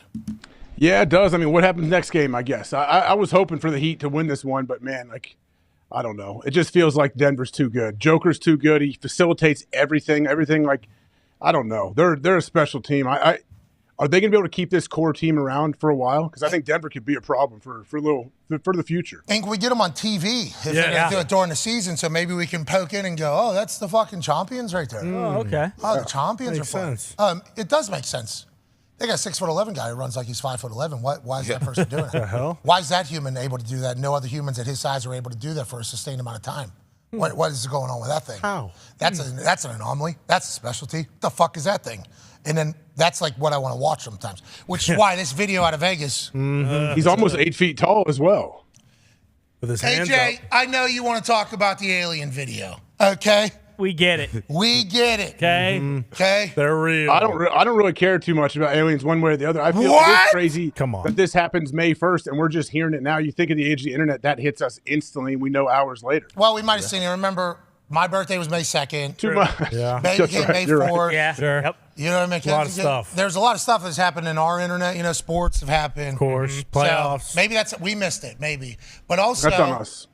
Also, what if they Men in Blacked everybody's shit? True. Yeah, right away. A 30-day. That would be so sweet. If we found out that was real, like how sweet would that be? So cool. I'm walking in there and they have the fucking boo-boo and I'm like, oh, I've seen this in a movie. I shut my eyes, right? Yeah, exactly. That's all you have to do. Just shut your eyes. Yep.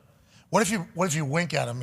It's like, oh, only got me one way. You know You what I mean? don't lose half. Oh, yeah. That wouldn't be good. Everything's kind of faded. You fucks ever see a guy do this? Now try. Half of it. Are we the right people to have a conversation with extraterrestrial? I think so. For sure. I think we're the ones, right? Aren't we? Or Elon, since he's from there. We the ones, dude? I think so. The bloodline. We would like to formally be the show that gets to talk to said alien that arrives here whenever it arrives. We would like the most athletic one, so that we can kind of bond over For sure. athletics Right. and sport. Yeah, And but stuff he like still, hey, can't play. Sorry. Let's dive into some sport, actually. Dalvin Cook has been released from the Vikings. Wow. This is a big deal, AJ, because right now in the running back free agency market, there is Dalvin Cook, stud, and there's Ezekiel Elliott, stud. These are two names that are not only good football players, but superstars at the running back position who are currently available to go play elsewhere. The reports for Dalvin Cook market are Denver Broncos, Sean Payton going to bring in, and maybe his hometown Miami Dolphins. He has tweeted some videos of highlights, retweeted stats about himself this morning on his Twitter account. One of them was like expensive payday play, something like that, and it was a touchdown against the Miami Dolphins, a 53-yard touchdown against the Miami Dolphins. Now, he obviously was a major part of the biggest comeback in NFL history against the Indianapolis Colts, where 11 people weren't able to tackle one man who had their hands on him. What a run. 33-0 at halftime. This is the 53-yarder that he posted. He said expensive player or whatever with the number 4 on there. And I don't know if he's just saying that to be like, hey, I am still that guy to say that I have a 53-yard break through the second level, not get caught level, and still score a touchdown, which is a knock on some running backs. Yeah. Do they have home run speed? Can they break through and finish? Dalvin Cook can still do that. Yeah. And he's a veteran and understands what defenses are going to do, how to set up blocks. He's a fucking dog by all accounts. I'm excited to see what other teams other than those two are interested, AJ Hawk. I am too. And he's only 27 years old. If you don't know that and you sit there and listen to how they talk about him, like you'd think he's 100. Like, yeah, they're, the vets get up in age and people don't really want to pay him or whatever. And I get they devalue this position, but I hope he gets a good little. I hope he finds a team that he can win with and gets a good deal. But I would imagine there's plenty of teams that want him. I don't know if there's going to be a good deal, Pack, and I'm a little bit worried about that, honestly. Incentive laden, obviously, we know that. Yeah, certainly, but also, like, how big even incentive laden? Like, I hope they get paid. Yeah. But with Zeke out there and with Dalvin and with the way they view and you're talking about how people talk about he's like a 50-year-old. That's because that's how they view the running back position. Yeah. It's just like kind of a knock on the entire position as a whole. I don't think Dalvin Cook deserves that. Yeah, and Dalvin is a little bit different than Zeke. Zeke, his last couple years have been a little down. He got hurt. That's why he's not on the roster right now. But even going through all that, he still got $2 million that the Vikings got to pay him. So wherever he go, he got wiggle room to go ball out for 1 year and go back and get paid. Another proven year for Dalvin Cook, but then after another year, they'll say, look how old this guy is. Even older. 28 years old. And you can kind of get put in that cycle, which is just the running back position, which sucks. We're not happy about it. Yeah. Hey, it's reality, though. You know what I mean, AJ? Yeah. Who was Andrew Brandt? I think I read a tweet from him earlier, like either you franchise tag or you move on from vets. They're like the time of giving these dudes long-term deals. Like, I don't know who's the next running back that's going to get a long-term extension. And to tie this entire running back conversation together, I saw a video of Saquon Barkley earlier training. And obviously he got franchise tagged by the Giants. And allegedly that got a little bit ugly, especially because they paid Daniel Jones all the money. Saquon's then franchise tagged. And in Dabo's mind and everybody's eyes over there, okay, we got the entire team back that was playing great football. Saquon, though, was not happy about it. Feels like he has earned at least a long-term contract or a little bit more money than the franchise tag was. And then he puts out a video. He's clearly still training. He clearly looks great. And I would assume every time he's doing any of these reps, he's thinking to himself, one more year till generational wealth. Mm-hmm. And that's why, the franchise tag is a lot of guaranteed money at one time. Okay? He's getting like $10 million guaranteed or something like that. That's great. Okay? That's absolutely great. A lot of money. If anybody was to get paid $10 million, they'd be fucking pumped. Yeah. Okay? But does that take care of your family for the rest of your life? If this is your profession, how long can you work for? Is it game-changing money like Daniel Jones just got, who's at a completely different position? Will you be able to ever earn that because the position you play and the timing we are in the NFL? He seemingly is running to go get it. And if he's another man on a mission, which I assume the Giants are hoping for, he's going to be a fucking problem. Yeah. But he is still not getting a long-term deal. Nope. And he's Saquon Barkley. And he's young. And they're talking about him like he's old. Yeah, what's the Giants, the future plans for him? They want to just, ride it out on this franchise year and then see ya? Is that the plan? So I was trying to think of that as well. So when I was watching that video, I was taking a dump right over there. Mm-hmm. Okay. Nice. Okay, Good to know. I was taking a dump. And that video popped up, all right? And I'm watching, I'm like, holy fuck, this guy. He is so freak of nature. He's just so jocked. And then I was thinking of his mindset through some of the workouts he was doing, where what's he saying to himself before he's doing all these reps? Is he like, fuck the Giants? You know what I mean? Is it one of those things? Possible. Or is it like, okay, you've worked this long through your entire life to get to a big ass payday? One more year. Is he finding energy and motivation through the thought that they still want me to prove myself one more year, and that's kind of driving him? And then I thought to myself, why is this guy got to prove himself again? And if you're the Giants, it's a valid question. Yeah. Right? Very. Because he's been hurt. He got hurt. Mm-hmm. They sucked. Yeah. Yep. Bad. You know what I mean? This is the first year Dayball had an offense last year, and at the end, they seemingly had it kind of figured out. Yeah. And Saquon was definitely a weapon for them. But you could see how the Giants maybe go, let's see if he can still one more year. Let's see if we can get one more year out of this, which I guess would be a natural bet. But I think if he balls out, I think they give him money next year. Personally, the Giants. I think the Giants. Mm-hmm. I think they want to see if he can stay healthy because he got hurt, came back, played a couple games, got hurt again. This is his first full season this year. So I like what the Giants did as far as a business move. Now, if he come back and ball out, I think you give him a learning time. Gotta pay him. Yeah. Gotta pay him. Gotta pay him. Well, and so many running backs. He's only, what, 24? He's 26. Bro, they're talking about him like he's old, though. Yeah, he's 26, and he'll be 27. So even if he does blow out this year and he's 27 next year, like... Oh, this guy, 27 years old. Cook, I don't know. That's crazy, AJ, if that's happening. Go ahead, Connor. And with what happened with Eckler. Like, Eckler also, you can make the argument, he definitely deserved an extension, but instead they gave him $2 million in incentives. Like, the running back position just isn't what it is. And for Saquon, I'd be pretty pissed, too, if your backup in college, Miles Sanders, got a payday before you did, because I believe he got $30 million or so from the Panthers. Yeah. Like That's success, though, somewhere else. High success, great success, obviously. But imagine if in that one per club meeting, you know, Jim Irsay's like, boys, because he's running the meetings now. Of course. He's talking about the commander sale. Does he have a guitar to He's the one. get the crowd together? Or Roger, tell us about international growth. And Roger does the whole thing. And then AJ. Oh, boy.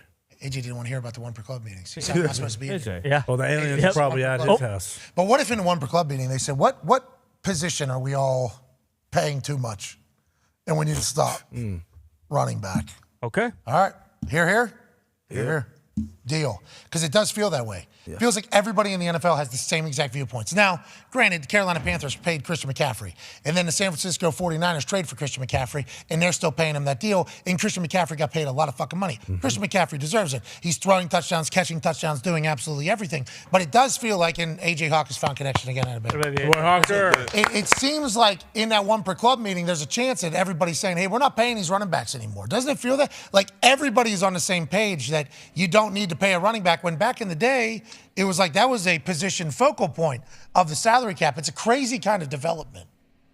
I just want to know why has it happened this way? Why have they devalued the position? Why is it like running back by committee? We're scared to give a guy a 4 or 5 year deal. Well, and it seems like now, like you look at the draft, like we used to always talk about, like, hey, we're not picking running backs anymore. But then this year, a couple guys get taken in the first round at like high picks. I mean, I think it was like 7 and 12. It's almost like they're more okay now with drafting a running back higher and then just not giving him a second deal ever. It's like, hey, we'll get this guy's, while he's got next to no miles on him, we'll get his best years. And then when it comes time to give him a new contract, we'll just let him go. And like they're more okay doing that than getting an established guy and paying him for a second contract. This is almost like there's a chance that analytics kind of get into this, where it's like running backs' best years are right here. So if you can get a good one, yes, great here, and then don't pay him ever again. I think the league is changing, though. It used to be smash mouth football. Like, everybody not playing smash mouth football. Like, you can go, all right, Pittsburgh, they are. Cleveland, they playing a little smash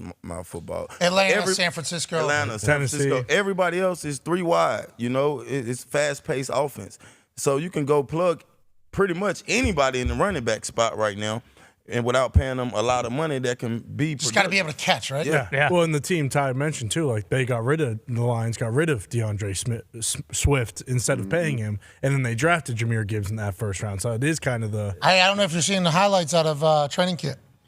He's an absolute dog. Yeah. Herb Street just texted me the Jahmyr Gibbs highlight from today where he shook the shit out of some linebacker. No way. He's gonna be so good. Yeah, because Herb Street heard all the Lions fans telling him, I think, because Herbie was like, this is a great pick. This guy's unbelievable. And Lions fans were burying Kirk Herbstreit. Yeah, and MCDC has said Herbstreit was getting fucking murdered by these people. MCDC has said, we didn't draft a running back. We drafted a weapon because he's going to be in the pass game. He'll be out in the slot. They're so creative with their offense. I'm like so excited to see this guy play. Herbie literally sent me a thing. He said, did you see this? And it's like, this guy's seemingly a dog. Good for him. And the young running backs might be just so damn good. Sure. And it might be like dime a dozen type thing, which is not cool. Dalvin Cook is always going to be special.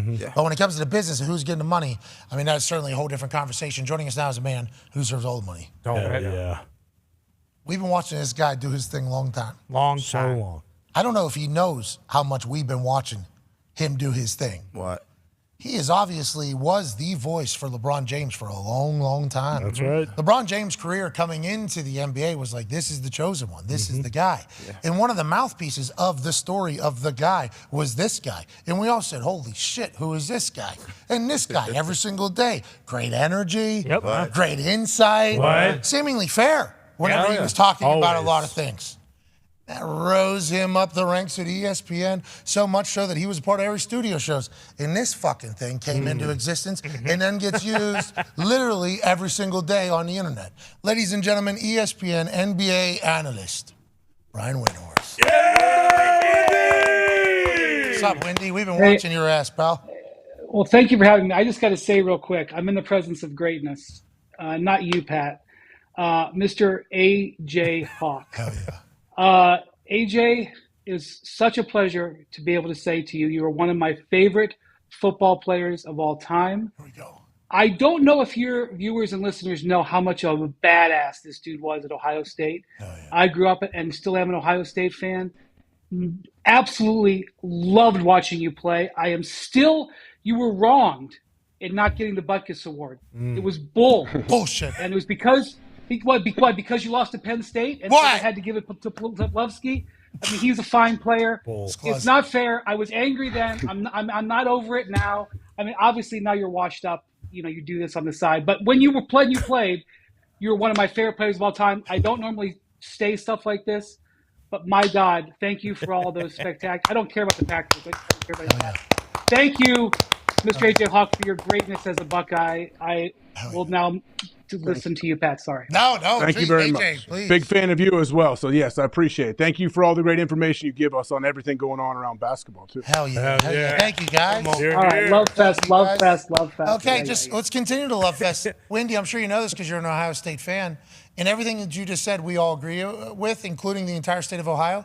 He's the current champion of Ohio. Do you know AJ Hawk is the current Ohio champion? Ohio State had an entire fucking to-do. We're talking hundreds of people. So many. Stage, podium. Dinner. Coach's clinic. Coach's clinic, Wendy. That's not true. He got awarded a trophy. He is the champion of fucking Ohio right now. Ohio, there it is. Boom. That is real. I had to give an acceptance speech. He is the Ohio's finest award recipient, which means he's the president of Ohio. Yeah. He's the president of Ohio. So we appreciate you pointing that out. And you're right. He, not only with Puzlesny at Penn State, when he got in the NFL, he was in the same division as like Urlacher and Briggs and a couple other people. So that big-headed Ohio fuck over there has never gotten his true due when it comes to football. So anytime you want to do that, we appreciate it. And let's dive into a little bit of basketball here, shall we, Wendy? So let's talk about last night. And I believe this is 100% your fault, but it's not your fault.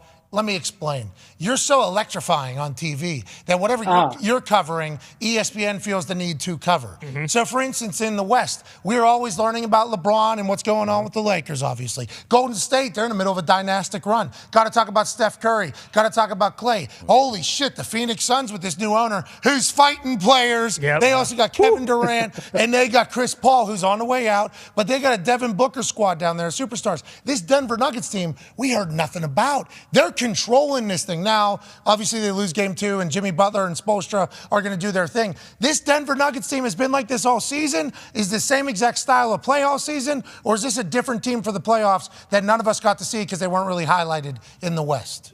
Yeah, well, they're not on TV that much. That's true. They're not even on TV in their local market very much, if you want the honest situation. Don't like that. People who complain about them not getting attention, yes, they don't get as much attention as the Lakers, but Jokic won 2 MVPs. You can't win 2 MVPs and be overlooked. I'm sorry. You can't have both. Either you're overlooked or you win the MVP, not both. So obviously we've known that this guy is a stud. When they traded for Aaron Gordon 2 years ago, they made this midseason trade for Aaron Gordon. It was like when the Warriors got Andre Iguodala, if you remember that, like 7-8 years ago. Out of the Sixers, they had a really good team. Yeah. And all of a sudden, like, they were like studs. That happened when they traded for Aaron Gordon. Aaron Gordon was not like a high-profile player, but he was like the last piece they needed. They won like 9 out of 10 games, and people were like, whoa. Maybe the Nuggets are going to like maybe win the title this year. And then bam. Because they had been in the conference finals the year before in the bubble, which I know nobody wants to count, but they got there. Then Jamal Murray blows his ACL. And all of a sudden, their hopes are crushed. And he doesn't come back the following year. And so really they were kind of in suspended animation, even though they were right there. And so it's easy to kind of forget about them. And then Jamal Murray started this year, and he wasn't great. Like the last time we kind of saw him, he was awesome in the bubble, and he just wasn't great at the start of this year. So they were winning, but they were like, I don't know if they're going to be good enough. And there were so many teams in the West that had like all these dynamic duos and stuff. And so basically, like about mid-season, Jamal Murray started playing, and these guys were killer at home. Like you pretty much couldn't lay a glove on them at home. And so Jokic is putting up these numbers, but people were going, look, you put up these numbers the last 2 years. They couldn't get out of the first round. Murray's just okay. Like, do we really think that they're going to go take off again? We just didn't. They finished, like, I know now they look great. They finished the regular season 12-11. After the All-Star break, they went 12-11. And they kicked some games at the end because they rested their guys. But it wasn't like they hit the postseason, like winning 16-7 teams. Like, oh my God, they hit the postseason looking like they were a little vulnerable. And so, but they have absolutely hit their stride. They're awesome offensively, obviously. They were awesome offensively all year long. And now when Jokic and Murray are real revved up like they were last night, hell yeah. It's really hard to think you're going to be able to beat them 4 out of 7. And at this point, you're now looking at having to beat them 4 out of 5, or 3 out of 4. That's a big ask. I don't think so. Yeah, it's going to be tough. Joker's a dog, bro. So Jamal Murray. Thank you for that. That was a great little recent history lesson right there. Because from Bubble, we remember Jamal Murray just shooting at a bigger hoop than everybody else. So, I mean, that was a nice recent history trip. Thank you for that. Go ahead, AJ. Wendy, what are you hearing on the whole Ja Morant front? I know they're going to announce it after the finals, I guess, but what do you think is going to happen there? Yeah, so the NBA, did their investigation. I'm fairly certain that Adam Silver had another meeting with Ja. I don't know if it was in person like the time before. And so Adam Silver is sending very strong signals repeatedly that there's going to be a significant suspension coming. And I'm going to be honest with you right now. I don't know what it's going to be. And I'm not even 100% sure that the NBA has made up their mind. But I see people leaping to conclusions like, oh, he's getting a season. Like, because the thing that Adam said was, it's not so much that he had a gun where it was legal or not, and it was a matter of breaking a law. He said it's a matter of gun safety. So he basically is saying, I don't care what state he was in. I don't care about any of that. We're going to have to send a message on gun safety. Secondly, I'm fairly certain that when they met the first time, when he suspended Ja for 8 games, he kind of told him, let's not have this happen again. Yeah, that's and then he went and had it happen again. I think that's what everybody's kind of reading into the tea leaves is like Adam Silver's like, I'm disappointed. Yeah, he was. It's not really like, hey, this is breaking protocol. It's like, I thought when we talked, he was being genuine to me about wanting to change and kind of how we went about this whole last punishment. And then all of a sudden, here we are just a couple months later, and it's completely different. It's almost like you disappointed the guy that seemingly gets along with the entire league in Adam Silver. And I think that's why everybody thinks it's going to be so heavy-handed. But damn it, we hope Ja figures it out. Yeah. Windy, we need Ja. Yeah. He's good for sports right now. Thank you for saying that, because the NBA needs him for the next decade. Yeah. This can't define his career. He is a stud. He's attracting eyeballs to the league. And guys, take a look at this league. You see guys like Steph Curry, LeBron James, Kevin Durant. And then there's a gap. Like, there's some international guys, but this is not to be offensive, Nikola Jokic. He doesn't draw the moss to the flame. He doesn't draw the eyeballs.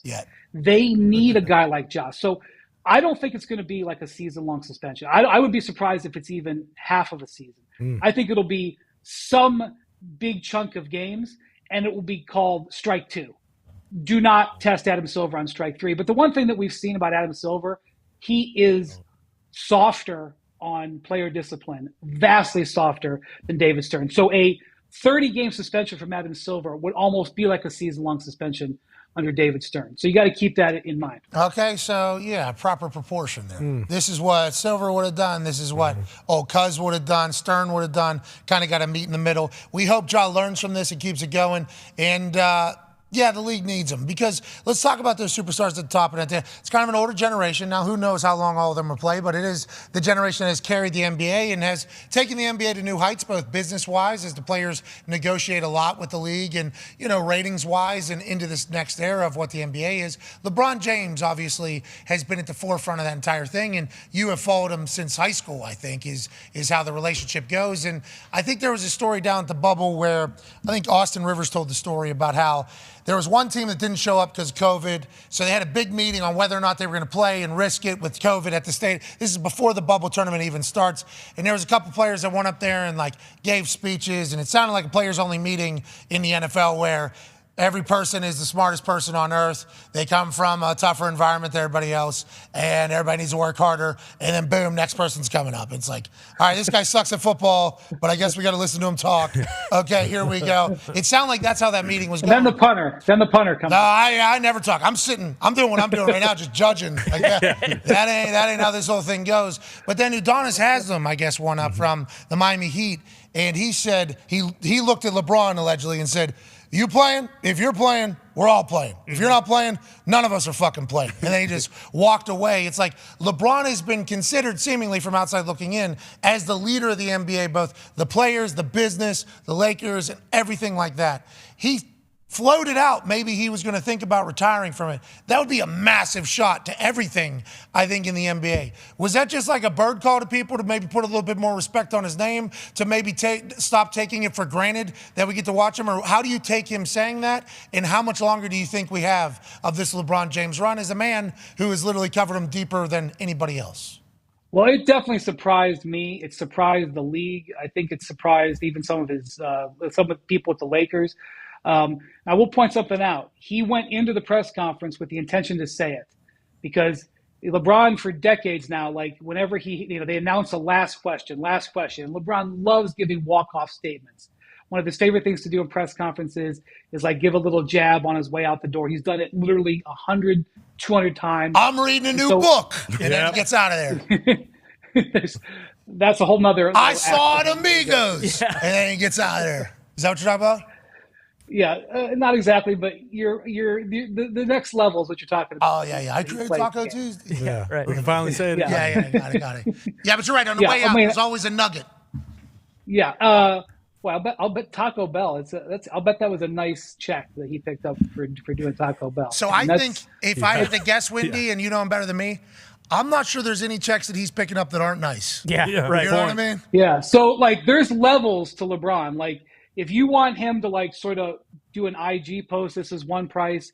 If you want him to like be seen like walking past your restaurant on TMZ, that's another price.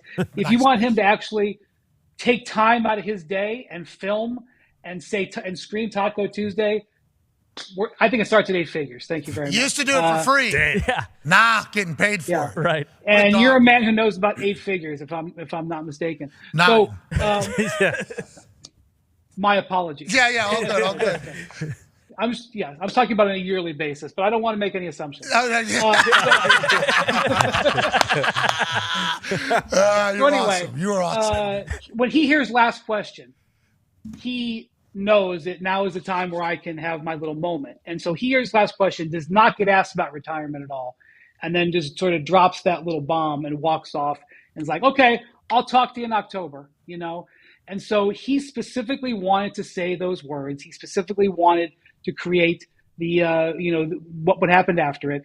And so the fact that it happened where it didn't happen organically, I think he was trying to send a little message. Having said that, I do respect that at the end of this particular season, he was worn out. And I do think we are getting to the point in LeBron's career where he's probably going to go year to year. But I am always going to judge pro athletes more on actions than words. And his actions are that he has set his contract up to have 2 more years. 1 year at $47 million with the Lakers for next season, where I expect them to still be very highly competitive. And then an option year for the big 5-0. LeBron getting a $50 million check, which would happen in his option year, which he can take. Or if his son, Bronny, is ready to come into the league and it's not going to be in LA, he can opt out of that contract and look if he wants to play with him. It looks to me that he's lining up for 2 more years. And I think that's probably still going to be the plan. And I haven't heard another peep about retirement. So that's the situation. Speaking of the Lakers, Ty has a question for you, Windy. Yeah, Windy, there was a report, I think, from Chris Haynes that said the Suns are basically getting rid of Chris Paul. They're not bringing back. And I think that has since been refuted by maybe Woj and someone else.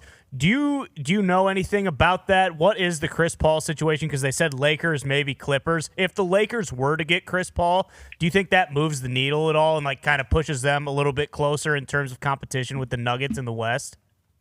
Yeah, so in talking to folks in Phoenix, there's basically 3 options. And this is actually kind of an odd NFL angle. Like, that NBA contracts can't be renegotiated really. Like it is what it is. Well, Chris Paul actually has the option to get waived by the Suns, get half of his salary, which would be $15 million, and then sign back for the NBA minimum, which is about $3 million.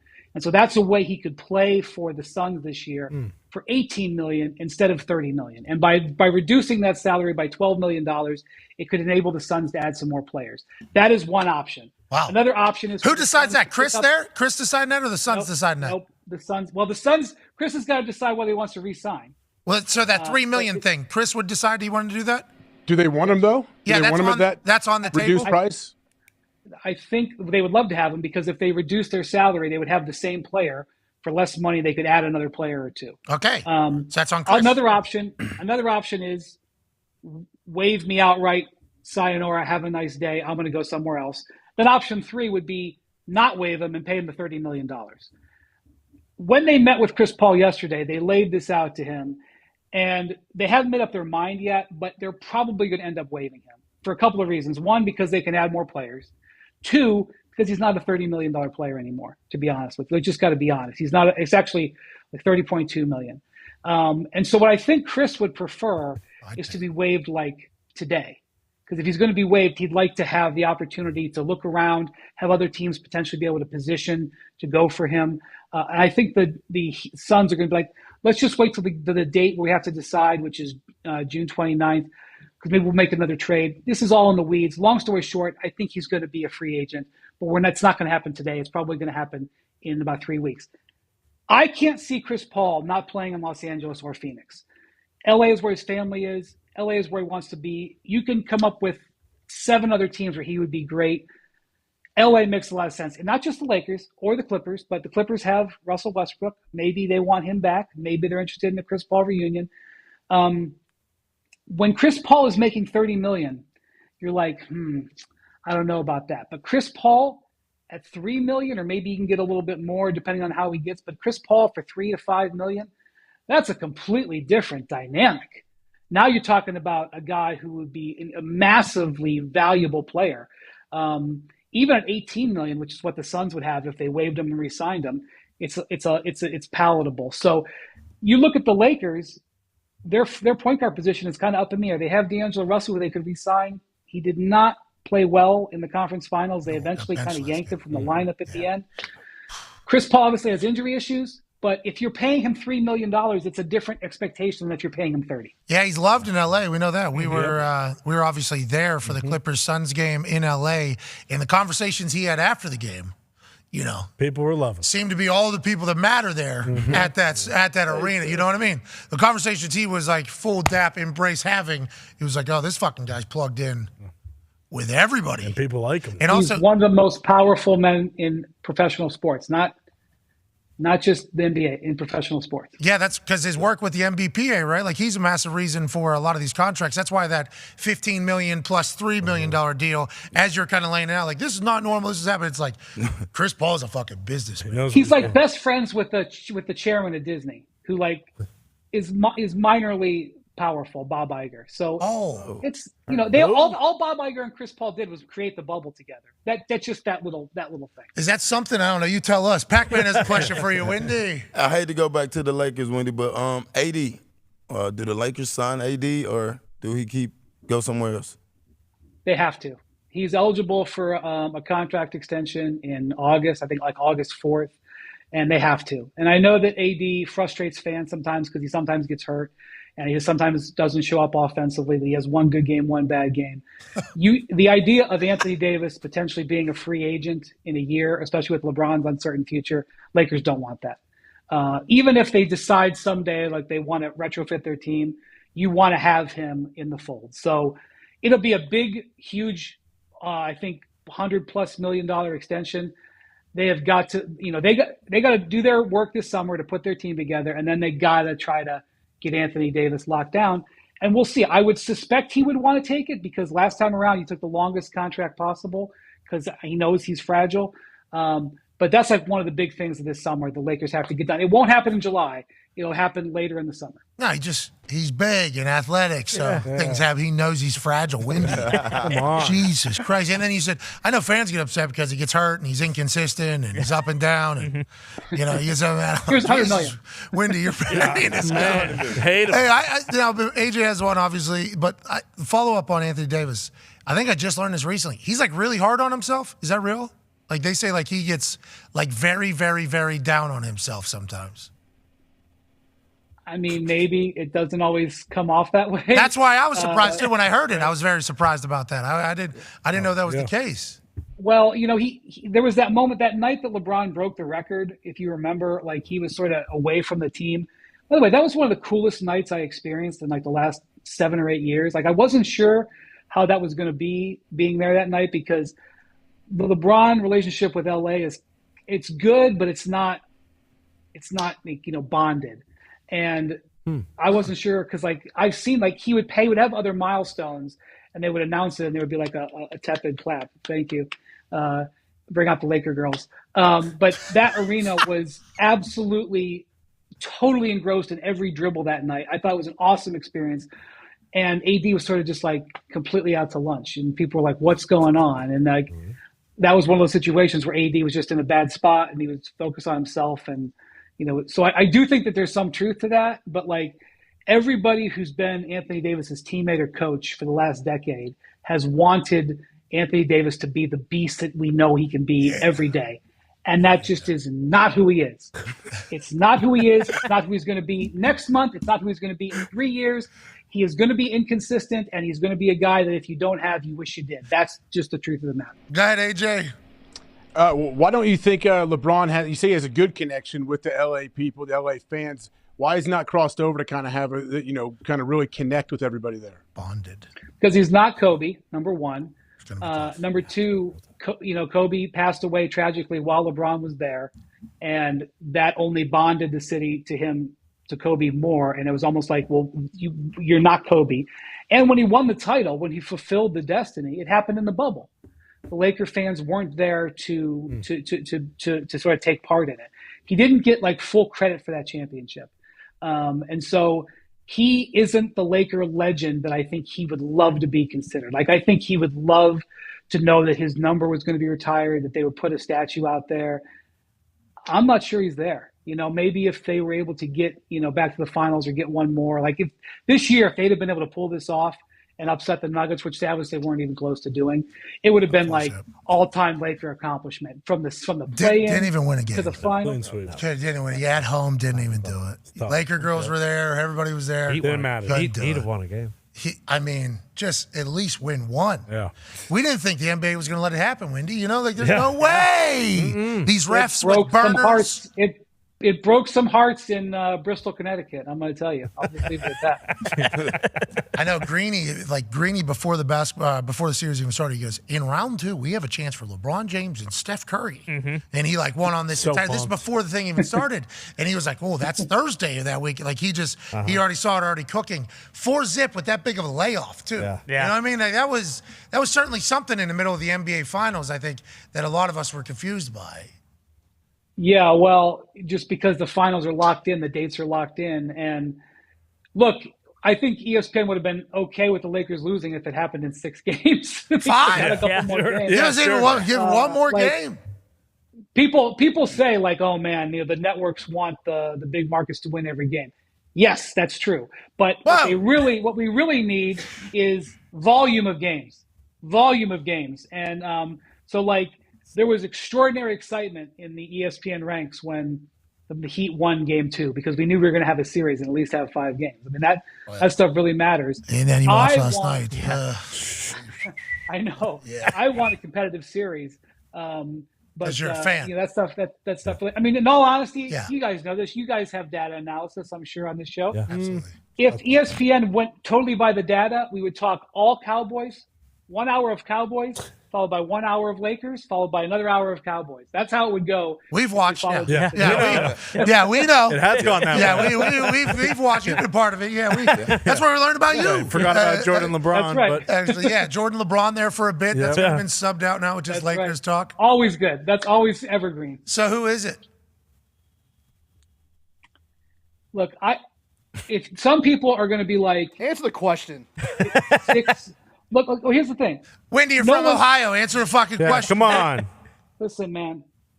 Some of LeBron's greatest accomplishments are seasons where he lost.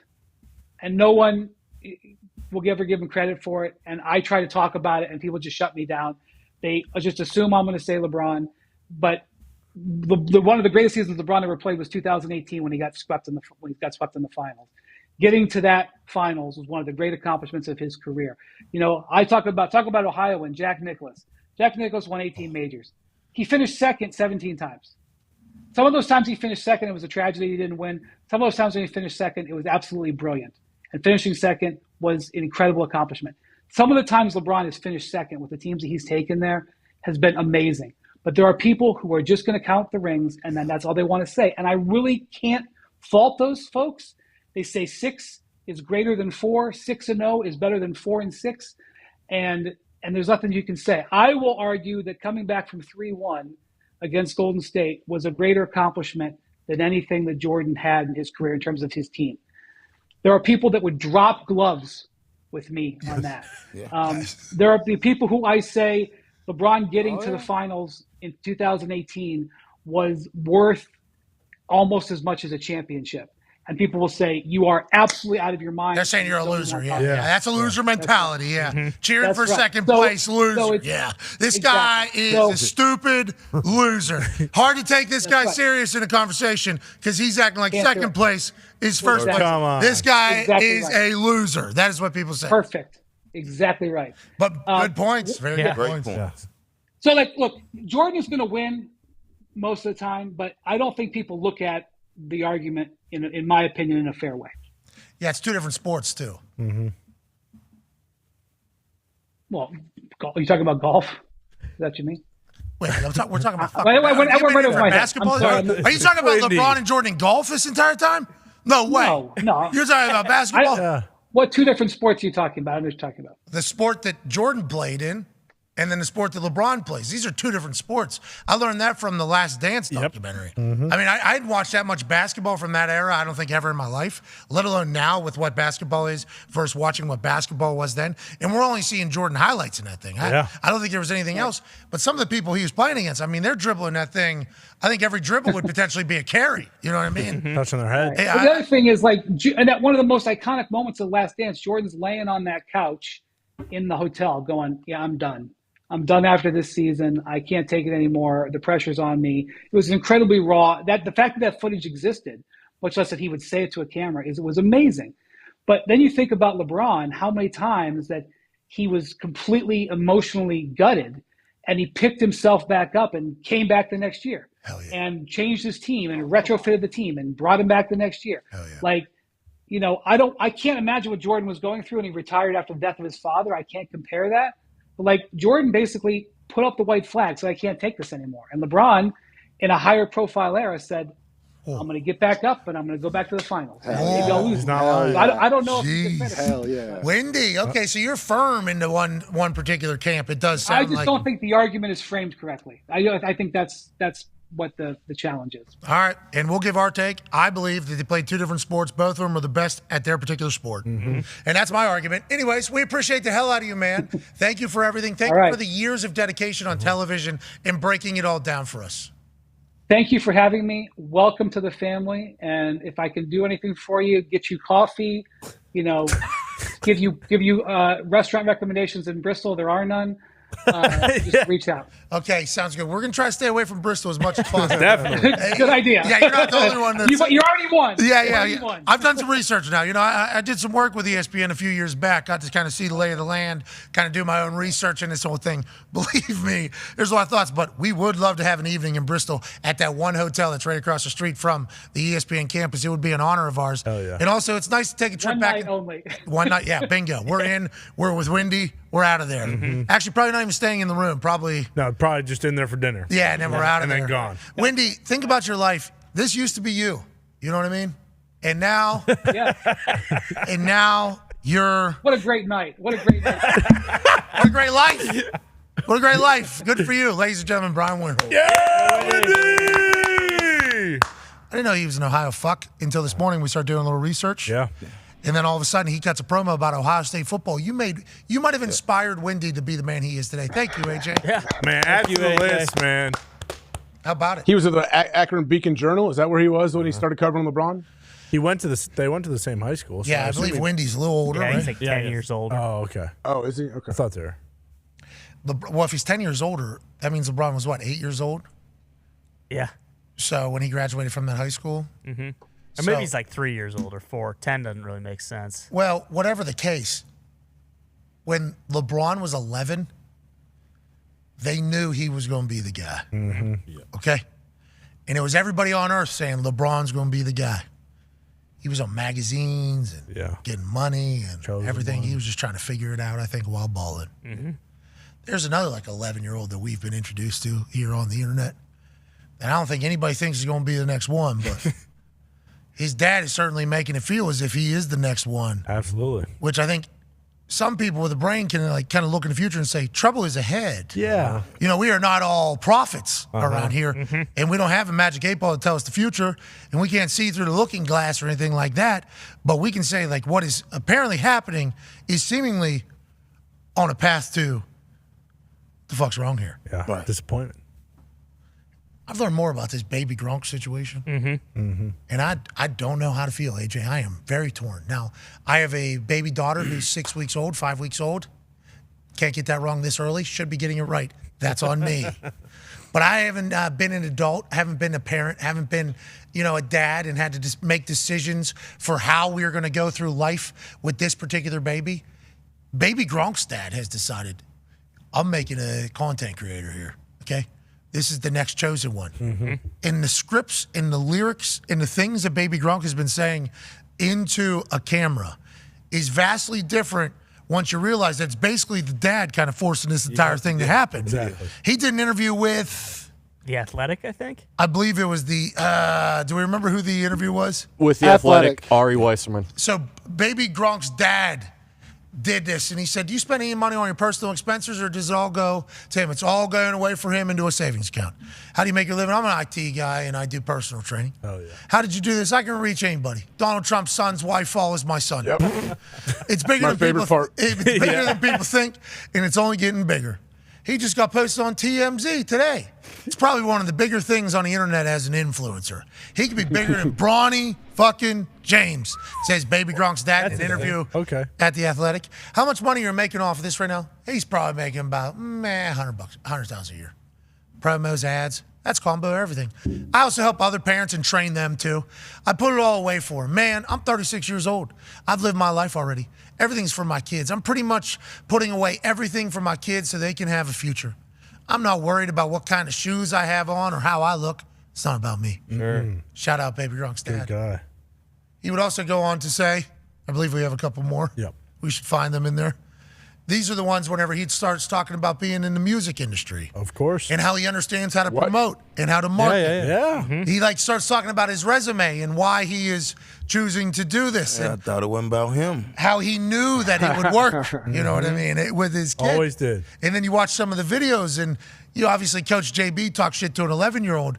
Coach JB, I would like you to kind of direct your shit, I believe, The other way. to this fucking dad Yeah. that's doing interviews about this thing. This Baby Gronk guy, these videos he's putting out, he's like, I've been waiting for somebody to head top me, humble me. Then he's like, I've been waiting for somebody to try to be as good, humble me. This kid's kind of promo, right into a camera. And then on another one, he's talking about, yeah, your girlfriend's with me. Yeah. He's like reading his dad's script seemingly after reading all these. Everything we do for content is on purpose, says the dad. Everything is planned out. Just being a creator and being an influencer. The internet in real life and his training are kept separate. He's actually really advanced and very good at football, and he plays 5 sports. A lot of people don't notice about him, but he's a better baseball player than football player. Well, we don't know because he's Baby Gronk, not Baby Trot. Yeah. He's a really humble kid. straight A student. The internet shows one thing. Well, that's you posting it. But he is the kid you want at your house. He's that kid. Everything we're doing, it looks like a show. It's not reality. I know how to balance the internet in real life. I don't think my son is a god or better than all these other kids out there. His goal is to go to the NFL, but the NFL is rare. It's hard to make. So my goal is to build him a platform and a following where he's making money now and it's going to into his savings account. Just keep stacking up. Being a part of companies, this and that. By the time he's a senior in high school, he's a millionaire. And above all, he's well taken care of. That's why that way he can live a good life without struggle or worry. It's the insurance behind sports. You don't have to go pro anymore. Like Livy Dunn at LSU. She's set for life already because of the internet. I think we all understand that. What we're talking about is you're building a heel character out of your 11-year-old kid. Yeah. Young. It seems like an aggressive character to build on the internet, especially if he's the one writing the promos. I used to be in the music industry, okay? Yes. I already knew how to market and promote and work the internet. What? You know, this new thing? I knew what I was doing. I was a high school star, like the Booby Miles story. What? But I know how to train kids and make kids good at sports. I knew my son was going to be pretty good at sports because he was going to be around it. I put the music industry with the athlete, and I saw the NIL was coming, and I saw the climate was changing. And I'm pretty good at this internet stuff. So he's thinking he's doing an interview because how good it is. Yeah. Of course. And we're all reading it going, why are you doing this? What the fuck? Here's the last quote that really kind of made us feel good about it all. Well, you never know, dude. My kids or anybody else's kids, they could become drug addicts, you know? Fall for a woman, get in trouble, health problems could pop up. You never know where life will go. That's why all we're doing is putting a platform behind them. So if an injury happens, he's taken care of. Oh. Hell yeah, love that. Nice. Thank you. This guy gets it. Thank you. Backup plan. There just has to be a different character we can make that particular 11-year-old, Yeah. right? We can make him likable, right? If you know the internet, you could probably make him a likable 11-year-old. And then he's still doing all that sweet, football stuff, and you can maybe even post the sport he's better at, baseball, and just have him be, baby future athlete or something. And I would assume dad fake Gronk, baby Gronk's dad. Yeah, right? grown Gronk. Grown baby Gronk. Yeah. Big baby Gronk. Yes. Bingo. Big baby Gronk knows baby Gronk better than we do. Of course. So I'd assume at 11 years old, he knows if this kid is mentally tough enough to deal with what is coming. Oh, yeah. Because of him being... Oh, yeah. For the rest of his life. Yeah. Him cutting promos like your girlfriend's with me or whatever. Like, okay, cool. That is funny. But when you get into like high school sports and like, that's kids can be kids, and like competitive kids do what they do. He's gonna, hey. He's making it hard on himself. He is. They're making it very, very hard. But the platform is a valuable one if you have one. And it matters. So I like where his head's at. But also, can we not do this a different way? So we're not just setting him up for seemingly a fight every single day of his life. Well, and that's the thing, too, is like he's talking about like building a platform. Like there's a shelf life on this. Like this kid's not going to be making money off baby Gronk when he's 21 years old. And like all this stuff goes away if he goes across the middle in a high school football game and gets knocked the fuck out. The only thing you're getting on your Instagram then is people in your comments saying like, you're a fucking bum, you're a scrub. There are so many ways this can go bad. Like, I don't know if the outcome is like, oh, he's going to be fine. He's going to make the NFL. We're not big baby Gronk, though. Right, AJ? No, we're not big baby Gronk. We're not, from what I know, Donald Trump's son's wife does not follow me, so I can't even have an opinion. Yeah, you're right. You're right. Great point. Pull that quote back up, please, just so we can get the accurate part of the family tree there.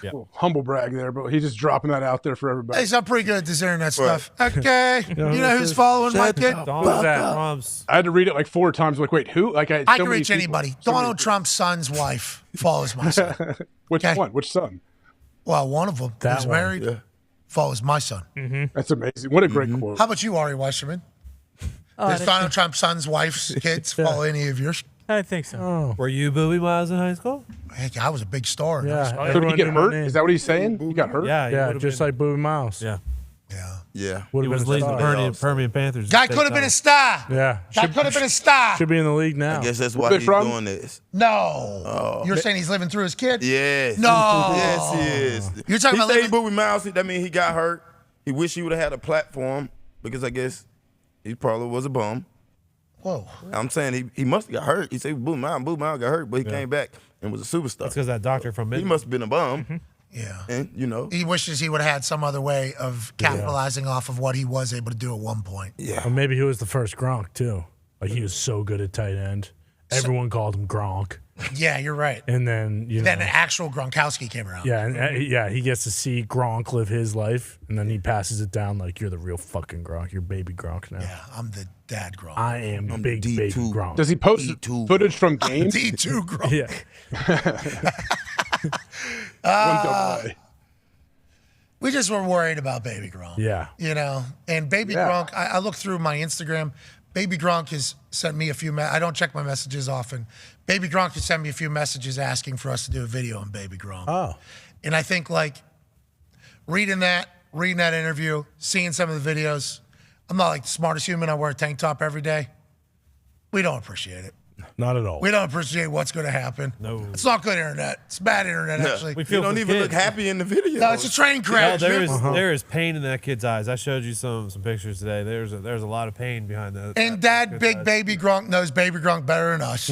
But man, it feels like we're staring down a bad situation. But who knows? Maybe it all ends up okay, and baby Gronk's playing tight end at USC in 7 years. It all worked out. You're right. There's a chance because baby Gronk's gonna have to be mentally tough for the things that are gonna be said to him. For sure. At 11 years old, I assume people are rude, let alone whenever your parents are trying to make you a public figure that shit talks the entire world. That's gonna be that's gonna be tough. I think this comment's gonna be tough. What are these? Are these like, is Brian Kelly inviting him down to LSU for a fucking Social media team for sure. Yeah. Okay. For sure. For sure. Okay. Because he's been visiting colleges. He's doing Yes. college Oh, yeah. visits. Oh, yeah. You know, they let Got anybody offers. visit these days when it comes to little kids like that.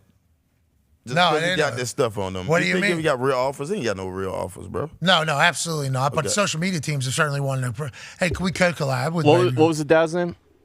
We don't know. Big Gronk. Baby Gronk. Yeah, he did say in the article he's got an offer, verbal offer from Arizona already. Well, and I don't want to talk about nepotism too much, but my daughter's got a scholarship offer already as well. Sure. Boom. So congrats. Beat to your her. baby Gronk.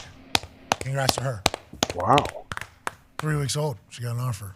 I mean, it's not shocking. That happens. A lot of pressure, you know. A lot of pressure already. A lot of pressure, but every time I see her like lift her arms, I'm like, maybe. Hey, you never know. Maybe. Might be the proper usage of a scholarship. I remember I was like, driving all over the world pretty much trying to get a scholarship somewhere.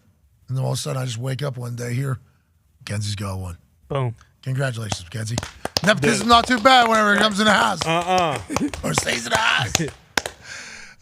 What will education be in 18 years from now? Gonna be interesting to see. Who would be the coach there? Well, West Virginia? it was from West Virginia. Shout out to West Virginia. We're going to make a video about it, announcing it, but might as well talk about it now. 18 years from now, what is college? Yeah, we'll What does see. college sports look like 18 years from now? Yeah. What does everything look like 18 years from now? Who knows? Especially when there's aliens falling out of the sky in fucking Las Vegas. Well, AJ, have you found anything else about that? I have not uncovered anything else. Maybe during the break. I'll figure Yeah, let's get to a break. And on the other side, we got Ron Johnson, obviously, going to talk about the Vikings situation with Dalvin Cook being on the free agency list all of a sudden. Maybe he comes to Colts, him and Jonathan Taylor. That'd be sweet. Certainly possible. Then you have to pay 2 running backs. We've paid 5 quarterbacks. True. If we need to pay 2 running backs, who cares? Sure. You know what I mean? Fuck Who cares? And I do believe that is a state of desperation whenever you are a fan of a team and any player who plays football at a professional level is available and you're immediately calling them to come to your team. That's just where I'm at right now. You just want to make your team better. Bingo. And wait for AR to get going. Every player's going to want to play with him. So Gardner Minshew, double low high fiving with Anthony Richardson. Ooh. Hugging Anthony Richardson. Loves him. They are besties is what the Colts social media said. A lot of mana between those two. Yeah, a lot of mana. Yeah. A lot of mana. Sharing their job. I do believe everybody has access to the job. Okay. In that particular quarterback room. Yep. Yeah. Gardner Minshew didn't even think he was going to be the starter, I guess. So whenever he signs over here, he knows, like, hey, I'm going to be a veteran backup for a young quarterback. And with the way Gardner Minshew has handled everything, he's like a legendary human. Yeah. Consummate teammate. But also, what? Sick smart, right? Oh, yeah. Like, very, very, Very very, football. very smart. Yeah. Like, wears jorts. Yep. Kind of a hippie weirdo. Yep. Yeah. A little bit out there. Cool stash. Lives his own life. Yep. Genius. Yeah. I think is like the overall takeaway. Yeah. He might be the perfect veteran backup quarterback. Yeah. And it's like his first real opportunity. Did it for Jalen, but I think he still wanted to be a starter. Remember, he went into He went into Paisano. Sirianni? He went in Sirianni's office and said, what do I need to do to be a starter here? And Sirianni said, grazie, prego, fuck out. Yeah. Jalen Hurts is our starter. Now it's like, I assume Steichen was like, hey, this is what we're viewing. This is what we need. And he might be the perfect guy for it. And if him and AR can continue to grow, I did see a video of AR missing a net. Missing? What? I scrolled quick. I saw. Might have been a glitch. I saw one of him hitting a net. Me too. We all saw that one.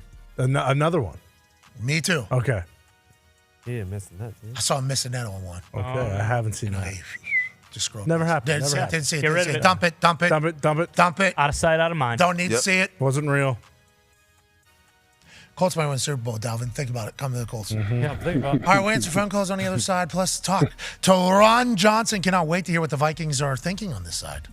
They like Madison. Love Madison. But isn't everybody talking about having a stable of backs? Pretty much. They just don't want to pay him. Dalvin, they're still paying him $2 million. Interesting questions. I can't wait to hear the answer to. A lot happening in the sports world. We got a Stanley Cup game tonight. We'll break that down as well. Be a friend. Tell a friend something nice. Take 5. He's the new head coach of the Indianapolis Colts. Obviously, one of the magic minds behind the Philadelphia Eagles' incredible run and offense last year, Coach Shane Steichen. Coach, how are you, pal? Good. Thanks for having me. Now that you're getting a chance to kind of shape a team for the first time in your complete vision, is there a way you're asking questions of people? Is there something you're looking for a player? I just want guys that love ball, guys that are just football guys. I mean, those guys that are really love the game of football, you know, those are the guys that have a lot of success in this league. And high character guys, the guys that I've been around, been fortunate enough to been around. One, they're really talented players, but really good people and do it the right way. Those guys that stick around for 10 plus years, they all kind of have that trait in common. If we can find that as coaches and as scouts and get those guys in our building, I think you got a chance to have a really good team. You love ball, normally do more work because you're enjoying it. If you love what you do, you don't work a day in your life. Well, that also accounts for like extra reps, extra jugs machine, extra recovery, extra rehab. It's like that one thing helps out so much other shit if they love the game. Yeah, there's no question. I will say that's one of the questions I do ask all these players. I want to know their weekly process. I want to know these college guys, their Sunday, they play on a Saturday. I want to know their Sunday through Friday, what they do to prepare to get ready. From every detail, when they come in the building, when they leave, how they watch tape, how they break it down, when they work out. You can tell from that answer, I think, quickly, right, whether or not they love what they're doing. Some guys are a little more detailed than others. Is it the end-all, be-all to what I think about a guy? No, I think it plays a part into how much they love football. Guys that play a long time all watch film. That's what I've learned. When I got hired, you know, guys heard me say this, my philosophy is, you know, we're going to throw to score points and run to win. That's part of it, but again, the flow of the game is going to dictate that. You could still be explosive running the football. You can create those explosive plays. The flow of the game will dictate how the game is called and how we're playing. Throw to score points, run to win. You got bars, bro. What has it been like knowing that this is your first year going into a draft? And there's a lot that is kind of on the line at the most crucial position on the entire team. Yeah, I think we've had a lot of conversations. They're still ongoing. You know, we're 6 days away from this thing, and, you know, people always ask, like, who you guys taking? Well, we'll find out when the draft comes. You know, there's going to be a lot of moving parts that happen in that draft, but we're just trying to find the best players that are going to give us the best chance to win. That's it. People say, what type of quarterback you want? I want the guy that's going to give us the best chance to win. How do you find that out? Is it workouts? Is it questions? What about this S2 thing? Have you heard about this? Yeah, I've heard a lot about it. I've heard a lot about different tests, different things. You know, we take everything into account. Not tests, but obviously who the person is, what he's like, personality, his traits, how he is around the building with his players. And obviously the tape speaks for itself, you know, on a lot of these guys. And a lot of these guys have talent that they can play really good football. So it'll be interesting come Thursday. Let's go. Obviously, this is a conversation starter for everybody when they're talking about the dynasty, and there's still Raiders fans that are pissed off about this. Here's the game plan. Go out there in the middle of a snowstorm and make a kick that you're not supposed to make at all from 45 yards. This is the Patriots season on the line. Do you remember this moment right here in your head? Were you scared to death? Were you fucking pumped? I would say I was probably more scared to death as I'm watching the Tuck Rule review and realizing, holy shit, we get the ball back. Oh, yeah, by the way, it's coming all down to you, man. This will be a 45-yard attempt.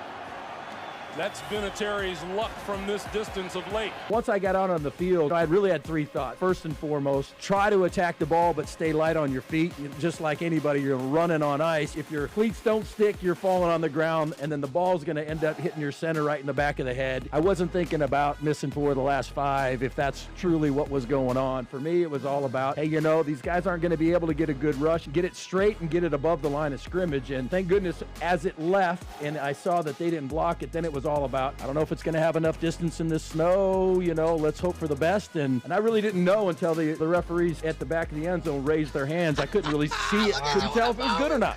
Hell yeah, because it's a snow globe. What a kick.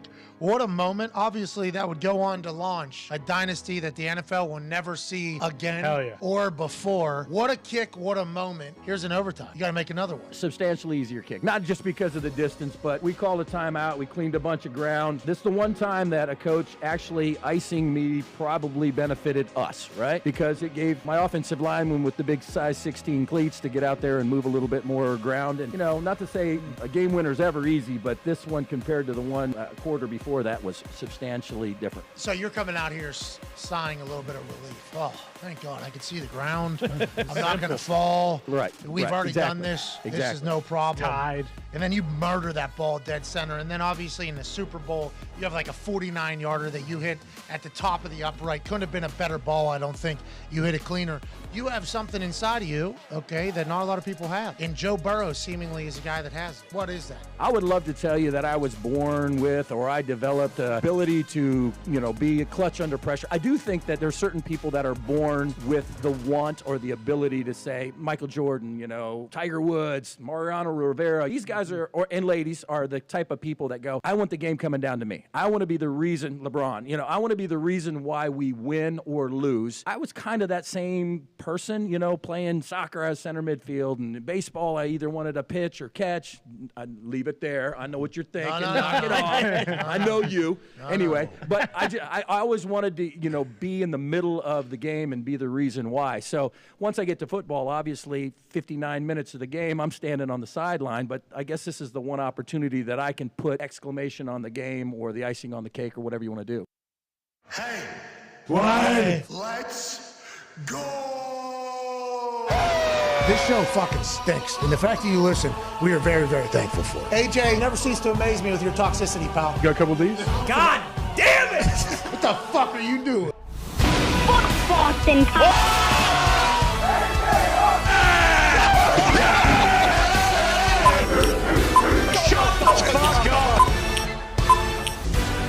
Well, beautiful people, welcome back to our humble abode, the Thunderdome, on this glorious Thursday, June 8, 2023. Hour 3 of the program starts now. Sports! Sports, what we talk about in the sports universe, is what captivates us. And I'll tell you what, the conversation continued into the break about old big baby Gronk. Yeah. You know what I mean? AJ, I honestly, I did not expect this to, because I've seen the baby Gronk in the internet sphere. Right. I've seen it happen. Yeah. Baby Gronk. Hey, baby Gronk. Must be a dog. Love everything about it. But here in the last couple of days, seems like we've learned a lot quickly about baby Gronk. Mm-hmm. And I am not a normal human being, I don't think people say. I'm perturbed by it. Okay. Mm-hmm. I am. That has piqued my interest, AJ. I don't know if this one ends well, but baby Gronk, hey, we're fans of yours, bud. Good luck. Fans of yours, do your thing. AJ, let's dive into some stuff happening around the football world.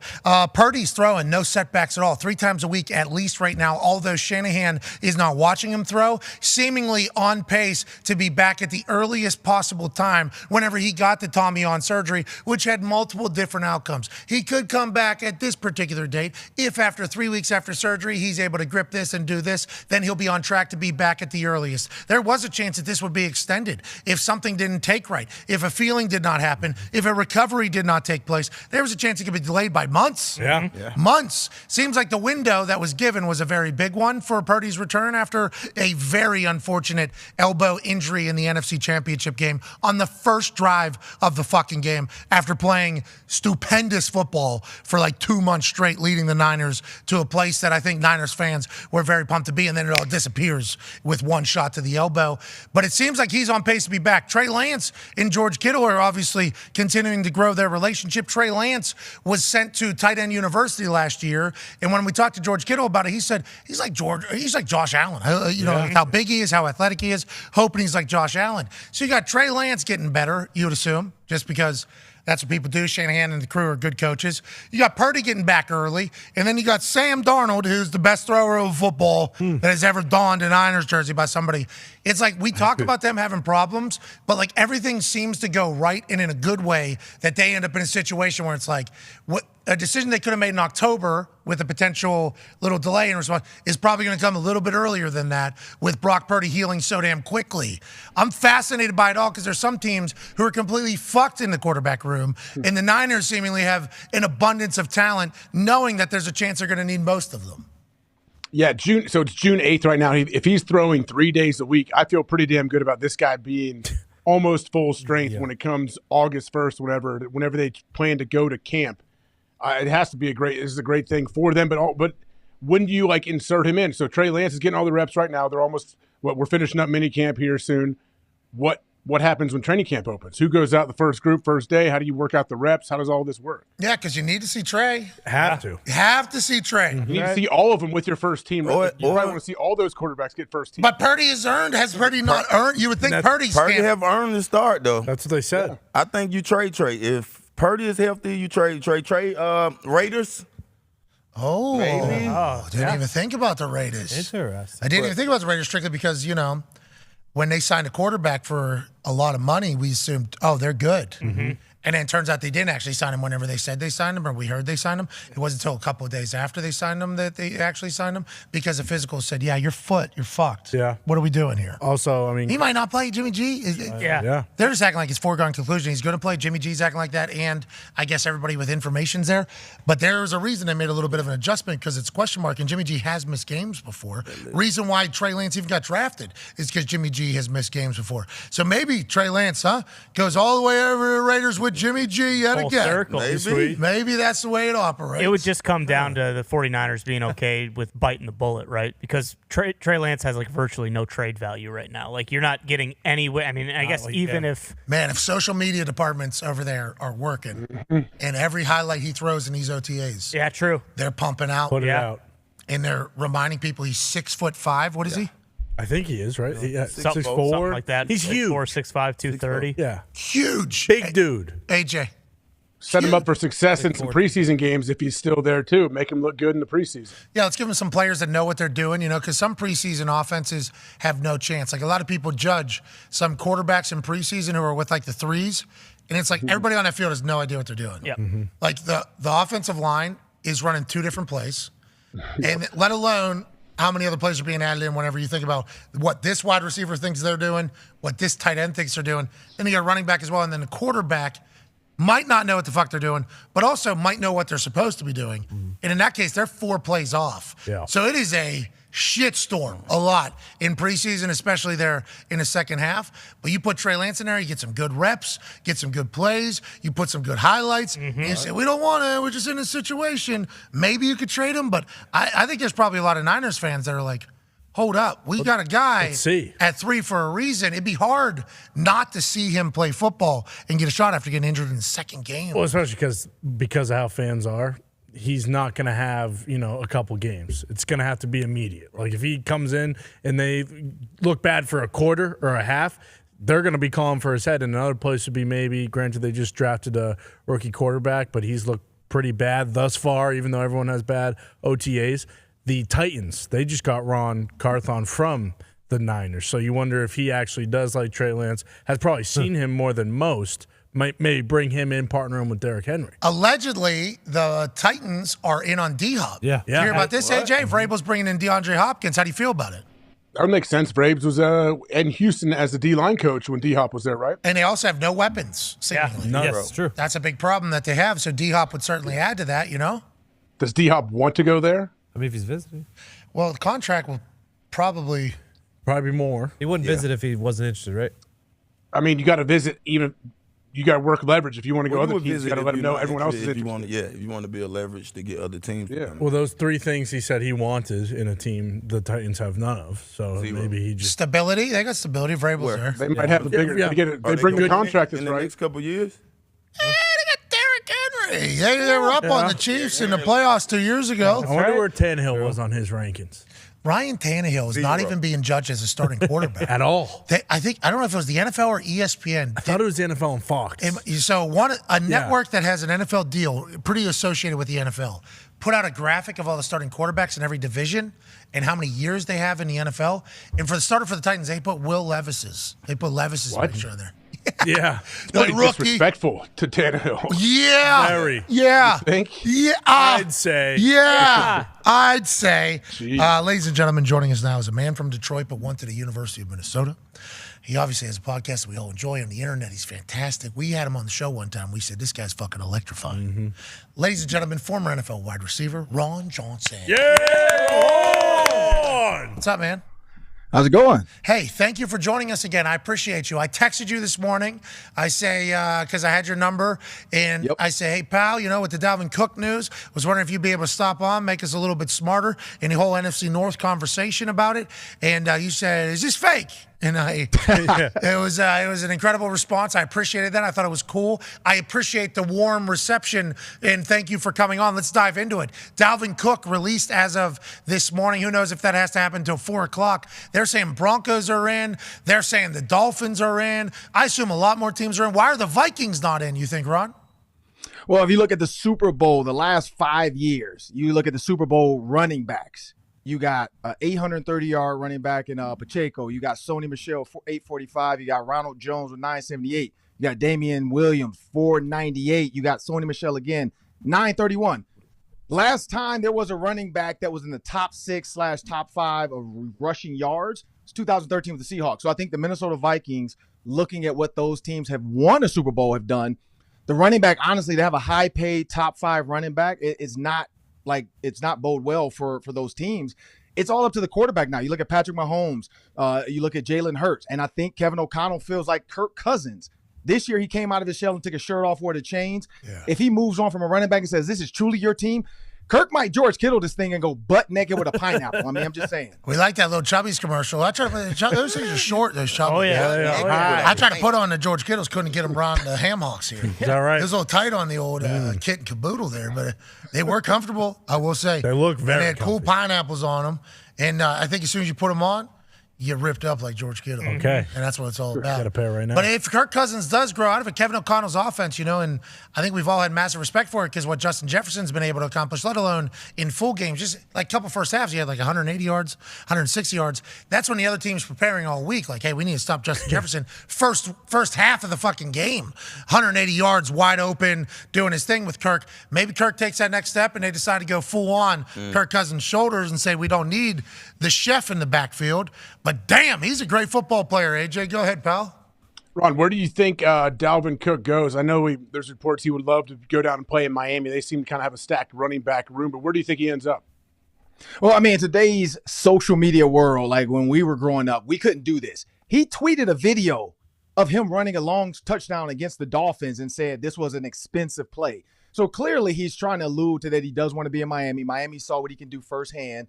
They are the fastest team on turf. So you add him to that mix with the screen game, with some of the passing game stuff. I mean, players don't do things for no reason. We joked years ago about Stephon Diggs saying he was sick. And then, people, he's fine. And then, look, he's a Buffalo Bill. I think for Dalvin Cook, he's doing the same thing. Look, you might not want me. Somebody else does.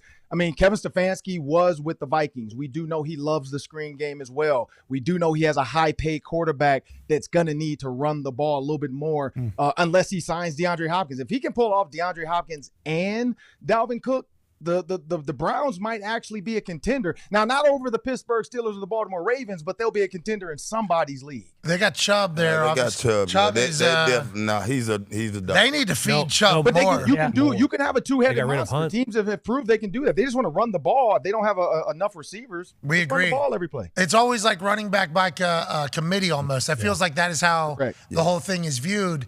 And the boys have questions for you, Ron. I'm excited for them. We're thankful you're joining us here. One of the hosts of Vikings Game Day Live, I believe. So you're in there. There's people, and AJ alluded to this. They're talking like Dalvin Cook's old. You know, like he's old. Like this guy's 27 years old. He lost it. I think one of the reasons why he posted that expensive player or whatever is because he's pulling away from people still. You know what I mean? Running backs get caught all the fucking time. That is not something, you know, people break through, you pick up 30 to 40, but you get down to the 20 and then everybody's pumped up about the run. Very rarely these days do you see running backs or anything like that breaking through and not getting caught, not getting somebody on their, whatever the case. Linebackers are running 4.3s now. I mean, there's speed all over the field. Why do people act like Dalvin Cook is potentially lost? He is not, right? I mean, Dalvin Cook is still fucking Dalvin Cook. No, Dalvin Cook is still. I said this. I thought they were going to go with the run game because when you add in a Josh Oliver from the Baltimore Ravens, who's truly a blocking tight end who can run some play action stuff and every once in a while in the red zone be a big tight end. But I thought because Kevin O'Connell said he wanted to run the ball more. Well, why get rid of a running back? But clearly, there's some other pieces. I mean, you cut them after June 1st, which gives you that $11 million versus the 5 and 9 if you had cut them before June 1st. So they're clearly trying to free up some money for Justin Jefferson. I mean, when you have the best receiver in the world, I think that's the thought of their thought process right now. And they're thinking Alexander Madison, Ty Chandler, Kene Nwangwu. I think they feel like those guys can give them as a group 1,500, 1,600 yards. What was the name there? What was the name there? Kene Nwangwu. That's a fucking great name. He's a kick returner, ran a kickback. I don't think he did much against the Colts, but it didn't matter because the Colts were up 33-0, and then we saw what happened after that. But we're not going to talk about that today. Ron. We're not talking about that today. What happened? Ron, listen. I don't know. I know Cato June texted me and was mad when I tweeted out. I bet he did. I bet he did. He live bet on the Colts that they were a lock to beat the Vikings when they were up 33-0. And the Vikings were 90-1 on FanDuel, 90-1. Yeah, and the Vikings came back and won. Yeah, they did, didn't they? 33-zip, largest comeback in the history of the fucking NFL happened. Yep. Okay, that is, and I think Dalvin put out actually a highlight of himself. Dalvin had a big play. Yeah, not a big play. Yeah, 5 people touch him. 5 people touch him within like 5. 1. Oh, 2, 34 right 3, there was the guy that was live betting. 4. Did you see that tackle? He was the live betting. Hey, hold on. Did That you is. see that tackle? Hey. He was the guy. So I was wondering. He was the guy. Wow. Yeah. Interesting. He was the guy that tried to make the tackle. What'd you say it was 90-1? Wait a minute. 90-1 odds. 90-1. He might have bet on the Vikings. Man, 90-1. Watch that. Look at that's money. He gave effort though, so he had to really cover it, I guess, if that's the case. And that's why you can't be gambling on games. He had that FanDuel money on it. Listen to what we have to say. Exactly. We don't want to have to say this. It's a bummer. We don't want to have to say this about you, Isaiah Rodgers. You fucking did it. Mm-hmm. You signed up for this. Yeah. Forever. Damn it. Now we got to talk about it. No choice. Pete Rose, everything we say, every highlight we see, we go, well, he probably had a fucking bet on his game. Mm-hmm. Now, everything Isaiah Rodgers do, we got to go, probably bet on this. Yep. Especially when it's 90-1. 90-1. He did it. Easy, Ron. We don't know if that's true. We don't know. Allegedly. He didn't do that. I did tell him, though, and obviously them is just people that would listen to me speak, which should be nobody. It's a wild amount of people, though, that do on a daily basis. It's crazy. I think we should know, as fans of the Colts and as humans, if Isaiah Rodgers bet for the Colts or against the Colts. You know what I mean? Fair. That's fair. That is a piece of information that I think, if Isaiah Rodgers only bet for the Colts, I think Isaiah Rodgers' people would be like, can we please at least tell people that he bet for the Colts? He wanted to win alongside of the Colts a little bit extra, like boxers do when they bet on himself. I think PR-wise and not this guy's a scumbag could change a little bit through the process. I hope we get that information, Rod. I do. I honestly do, but hundreds of bets in the facility, on the team. He's fucked. Yeah. Big time. He is. Pac-Man has a question for you, Ron. Ron, anybody know football know that Kirk does not have no nuts. What? Whoa. Zero nuts. Where did that come from? He had Zero nuts. He is shredded. Yeah, you have gotten rid of. He said, if I die, I die. Have you ever heard of what? I mean, he's a dog, dude. You get rid of Cook, they going to double old boy over there. And we know, and you know, he's going to give somebody one. Kirk always gives somebody one. What the hell? I just don't understand this move. And you saying, oh, well, maybe they're going to go to the passing game. They cannot go and throw the ball 36 times a game and be successful this year. I just want to hear your opinion on it. I mean, So look, this me and you, we know as a guy when you watching Kirk, yeah, he's not the guy that you gonna say he coming through Detroit, he gonna kick it with us. No, that's not Kirk. But this is what I like about Kirk Cousins. He is who he is. You know what I mean? Like he gonna drive a minivan. Yeah. He gonna do him. And Kirk is smart. So, and I hope like Mike Zimmer never put the time into Kirk Cousins. Hey, Mike Zimmer is a great dude. That's he is. Zimmer guy that balled out were DBs: Deion Sanders, Pac-Man Jones, Xavier Rhodes. I mean, Rhodes were closed in Minnesota when Zimmer was here with him. Yeah. So that's where his time was. He put his time and effort into the DBs. Kirk Cousins was an afterthought. And I mean, we saw a Vikings player, Everson Griffin, tweet out, Zimmer didn't want Kirk anyway. So I don't care how much you've been drinking, what you've been doing, the truth gonna come out. And the truth came out. He said, like, look, Zimmer didn't want Kirk. Well, Kevin O'Connell wants Kirk.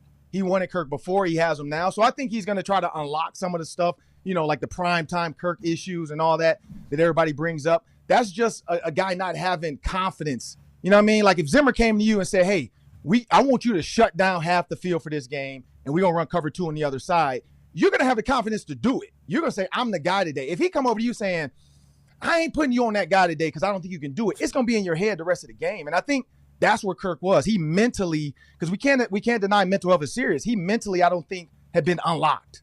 Kevin O'Connell unlocked something. That man would never take his shirt off and put on chains on a plane with Mike Zimmer. Like Kevin O'Connell unlocked something in Kirk. I don't know what. But I truly believe Justin Jefferson might get doubled, but you still got T.J. Hockenson. And so that 4 seams, you can double the outside if you want. That seam going to kill you every time. And that's where I think T.J. Hockenson's trade from the Lions was probably one of the best trades that the Vikings pulled off last year. Last question. Go ahead, AJ. What do you think the Vikings' chances are this year? Like how did the general population around there, what do they feel about the chances? I know the division obviously is – we don't know what's going to happen in this division this year, especially Aaron Rodgers is gone now, but everyone else seems to have gotten better. What do you think their chances are to win the division and make a run?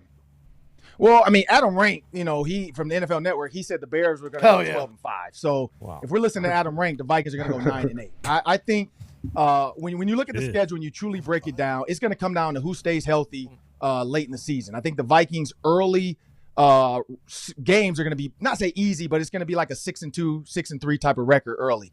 Late in the season is where it's going to come into play. Is everybody still healthy? Have they made it through? Is Alexander Madison healthy enough to be, running back 1? And now, I mean, he is running back 1. By the way, the marketing team that put his picture up before this all happened, they already knew Dalvin Cook was going to be cut. I truly believe that they got a memo and made a mistake and put that on Twitter. There's no reason to put Alexander Madison on the Twitter banner before this Friday. Like they did it way too soon, so the writing was on the wall. But no, I think they can win 11 games. I think they can win 11 games. I think they can win the NFC North. I think the Lions are going to be right there with them. Could come down to that last Lions game where it's up. The NFC North is up for grabs between the Lions and the Vikings. I think the Packers and the Bears are going to be fighting for the bottom. But also I know because Pat did text me that Joe and Nick are Steelers fans. So today is my dad's birthday. He passed away in 2018.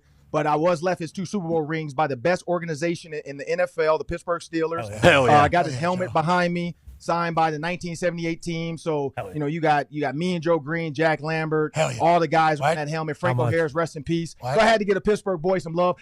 And so I know I can have the logo. Pat, can you now? I mean, because I know. Yeah, right. We figured it out. We figured it out. I was about sick of dealing with that there for a bit. That was a wild week. That was a wild. I got to cover up the helmet back here, but I figure, that's not me. It's you. Could you imagine?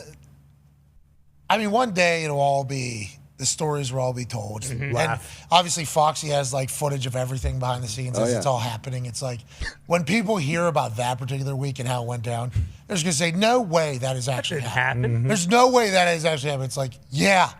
It is. True players. Unbelievable. We appreciate the hell out of you, man. Thank you for... No, appreciate you guys. Have a good one. Cannot wait, for the next time we get to chat. You crush it on this show. You need to know that, Ron. Anytime. If Pac-Man's busy, if D Button is busy, fly me out there, man. I will hang out in India. Oh, what about AQ? Whoa. What about Chuck Pagano? Put me like 10th on the list. I'll take 10th on the list because I know my jumper. My jumper's a little bit more wet than D Button.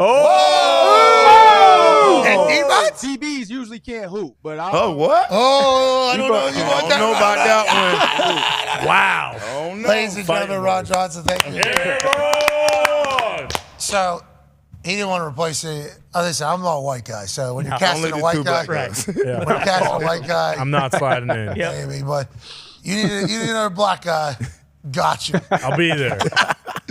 That is the locker room, by the way. Yeah. Right there. And I wish there was more in the world would happen. But, that's why when we called Perkins racist the other day, that was awesome. That was a big pop. Yeah, you got a big chuckle out of it. Yeah, you love that. Like, that type of conversation is, I think, good for overall society if we make a mockery out of something that is very super serious. Because I think we're all trying to come together. With that being said, I love talking to that guy. Yeah, he's man. That was good. I really do. I enjoy the hell out of it. He loves the he did have the paddle behind the row of the boat. I didn't want to dive into it. It would have been nice. PJ Fleck, former friend of the program. That boat's sinking. I was going to say, is he still a coach there? Oh, yeah, he got a Why huge former? extension. What happened? He's still friend of the program. I still view. We'll never have him on the show again, which is a shame. Yep. Did somebody do something that I don't know about? Yeah, one of his people, like right before he was supposed to come on the show, sent me like a big request not to ask him to give a motivational speech. He doesn't do that kind of stuff on. Because the last time I had him come on, I said, "What would you say to somebody?" Because that is literally what he does. Yeah. Like he's one of the greatest motivational speakers of all time. / snake oil salesman, but yeah. No, Yeah. no, he went to Iowa, so One and the same. You One know, and the same. he hates Minnesota. That's a natural rivalry, Minnesota and Iowa. If you say Minnesota, who hates Iowa? They say we hate Iowa. So Ty's coming from a jaded position there. But I took that. I'm like, what? So what? Why did that mess? And I'm like, well, I guess we should, because I can't stop myself. Yeah. That would have been the first thing you asked him. Mm-hmm. Anytime he comes on, it'll be immediately. So let's say I'm down in a dumpster. He's so good at it. You know what I mean? So for the sake of our friendship and for our feelings towards Minnesota, we have decided to kind of keep that separate. But he was great on the show. He was. He talked about Neckton mentality, the shark mentality. So awesome. Always hungry, always hunting, never tired. You know, and the way they're built is to attack and go forward. It was like a great speech. It was a great speech. And I was like, all right, next time he comes on, we're going to get another. Right back. We're going to get another one of Different scenario here. Because I thought he was a neckton towards like motivational speech. Yeah, he could do it at any time. Like he's always hunting a new. Oh, yeah. Exactly. Always motivating. What can help me motivate more today? Oh, those sandals. If you thought about these sandals and how they're tied together and how they were thought about, they aren't a full shoe. They're just a little bit of a part of a shoe, but they need to do the job of an entire shoe. So all the little nuclei that are inside of that sandal need to bear together more than a shoe has to, because there's less of it and still the same job. That is, I think, the guy that PJ is. Uh-huh. And we get a please do not ask him to give a motivational speech. It's like, what? Well, why are we having him on? Yeah, you know, let's have Houdini on and have him not get out of the fucking straitjacket. Exactly. It just seems like you ran a snake. What are we supposed to do? Exactly. AJ? Jesus. You're like the American escape hero, not swallowing 38 little nails or whatever. Needles, not nails. Michael Griffin. Okay, He's got it's a Michael name. Malone. No, it's Griffin. What? It's Garrison, isn't it? Bro, I'm typing up a thing to run before our show on ESPN that basically like the jackass disclaimer, you know what I mean? So I'm typing up like a little reader at the beginning.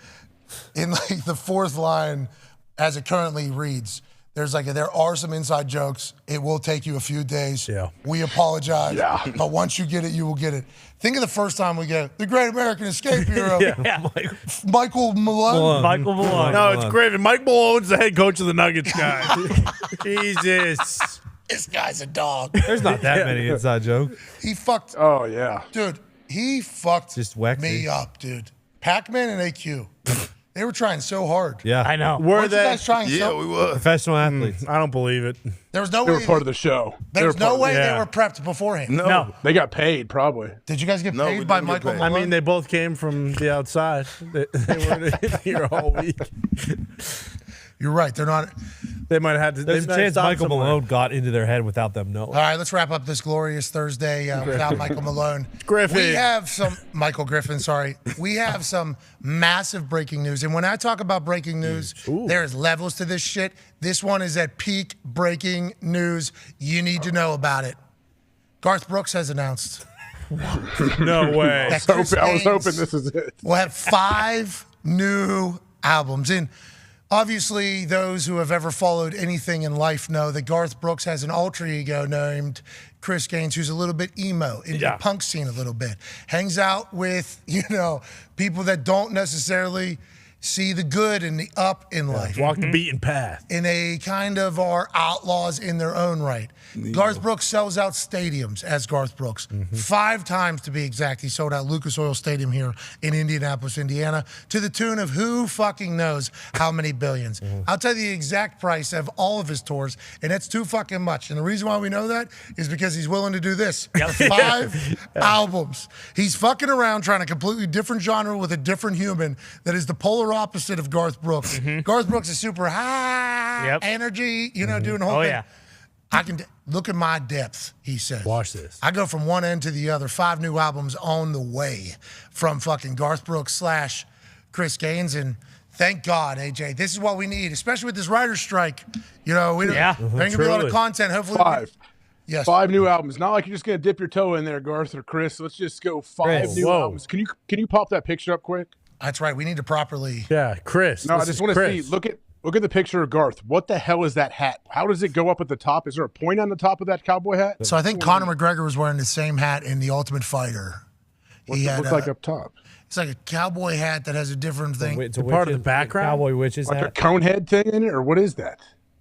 Like, look at Diggs. Diggs' cowboy hat. The top of it is just a cowboy hat, right? Yeah, it does look like it morphed. Yeah, it is interesting. Yeah, it almost looks like a game piece for a game board. From Sorry. Like yeah.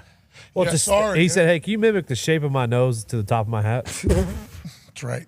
It's obviously calculated. Everything he does is calculated. Absolutely. So that's why Chris Gaines looks the way that Chris Gaines looks, and Garth looks the way Garth looks. Yep. Oh. Pat, did you know about these two? No.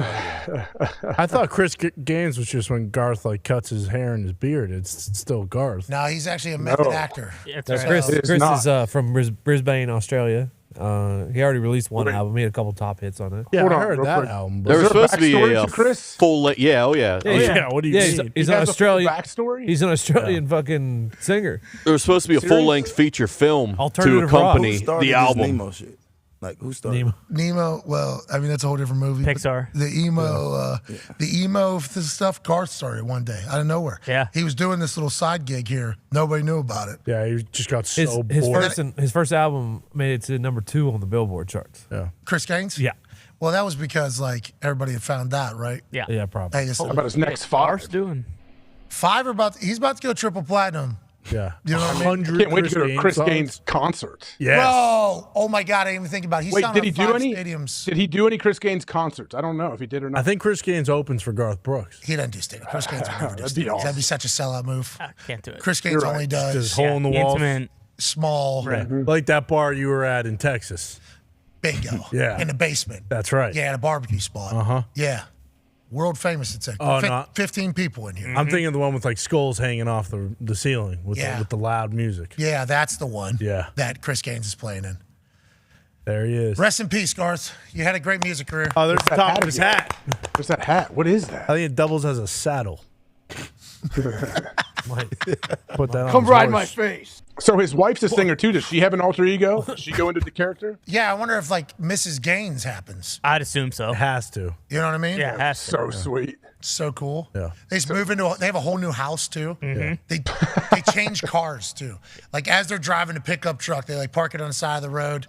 Then they hop in some fucking Corolla. Yeah, whatever. Yeah. Whatever they're driving, pull into the new home, new house, new lighting, new everything. Get pissed off right when they walk in, have to completely change their attitude. I hate I everything. fucking hate my job. I mean, I wouldn't be surprised if he surgically removes his foreskin to be Chris Gaines and then has it reattached when he goes back to being Garth. But he's full method, in 100%. How do we know? These 5 albums are gonna be so good. So good. Think about what he's doing. Yeah. I was worried about music too for a second, and now We're back. we're seeing. Oh, yeah. Let's go to the phones. Speaking of music, congrats to Travis Rudolph, who was a wide receiver for the Giants practice squad, I do believe, who in 2021 was at his house and his ex-girlfriend had, I guess at this point, not allegedly, actually told her brothers to go kill this man who was in the NFL.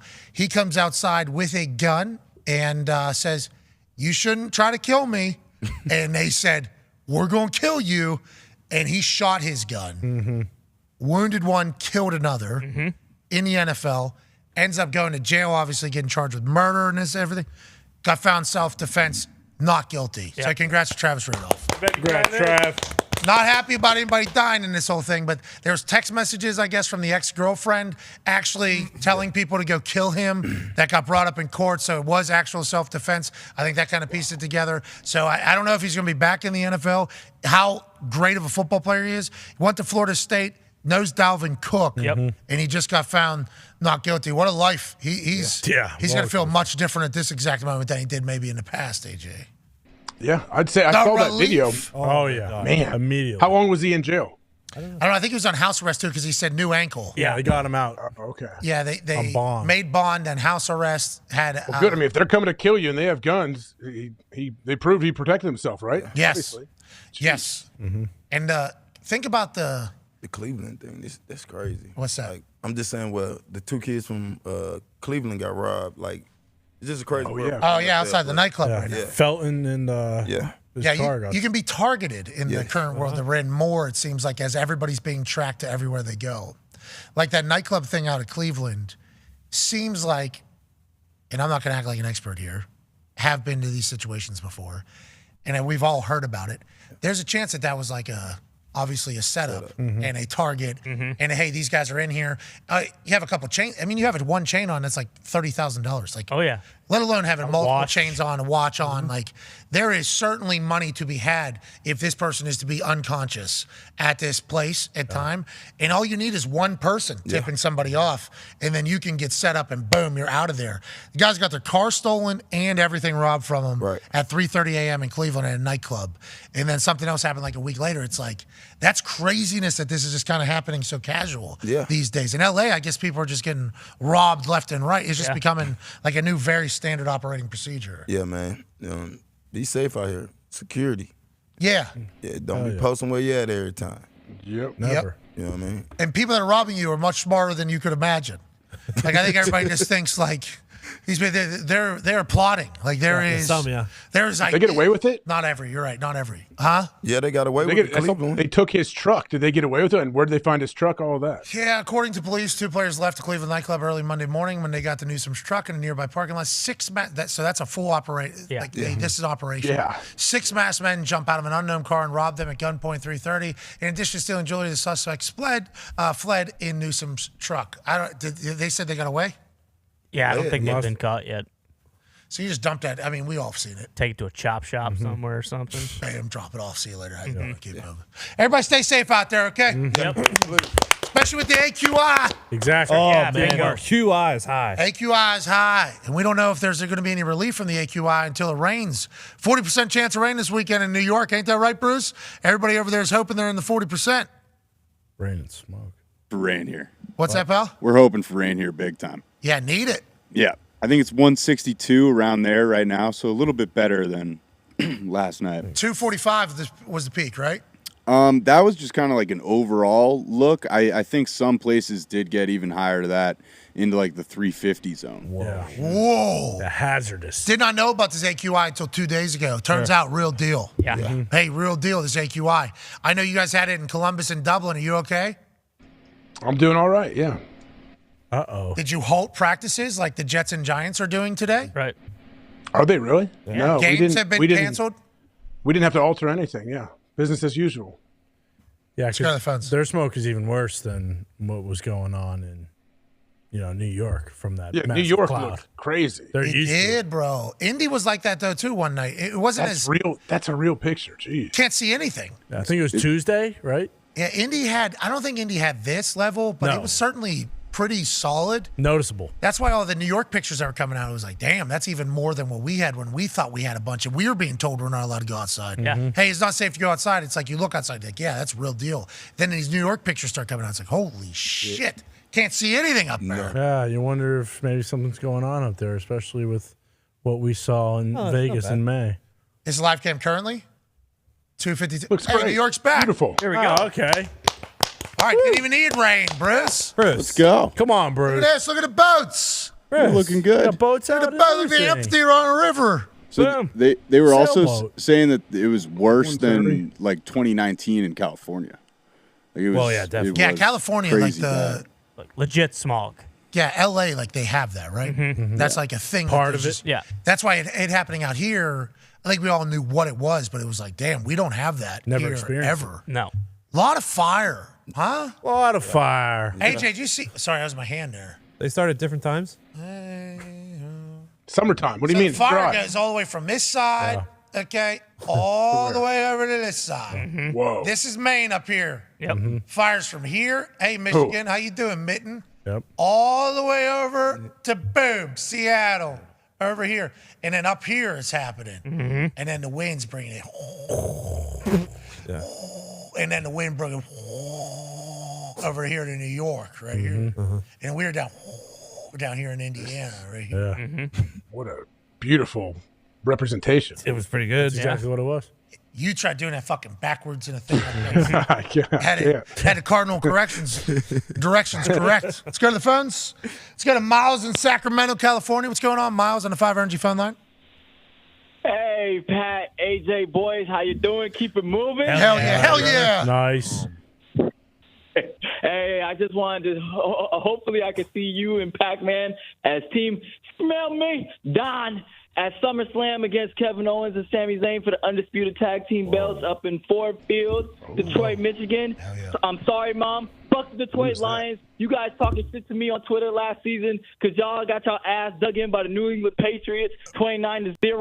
All I said was, hey, y'all do not need to Who's be he talking fucking to? crying on Hard Knocks. Everybody. And y'all going All right. Oh, no. I didn't hang up on him. Call him back. Call him right, back. man. Let him finish. I don't Let hang him up on him. finish. He wasn't happy. Sorry, Osma. No. Hey, was John Nick Rahm doesn't talking to control it. Liv? Is that what caused this? Was John Rahm in deep negotiations? So they said a former world number one was in pretty deep negotiations. And now I've seen John Rahm's name out there too. Obviously, it's. Yeah, but that's what so I was just trying to set the set for why. They said current number one. I thought. Or no, No, who's number one former. now? Is it Former. Scotty or is it? Okay. Yeah, former world number one has been deep negotiations with Liv. And then John Rahm last week was asked about the Ryder Cup, and he said something along the lines of like, I don't care where they play. If they're good, let's put them on the team pretty much about the Ryder Cup. And it was like, hell yeah, that's how we feel. So if John Rahm was heading over to Liv, holy hell, what a... Go ahead. No, go ahead.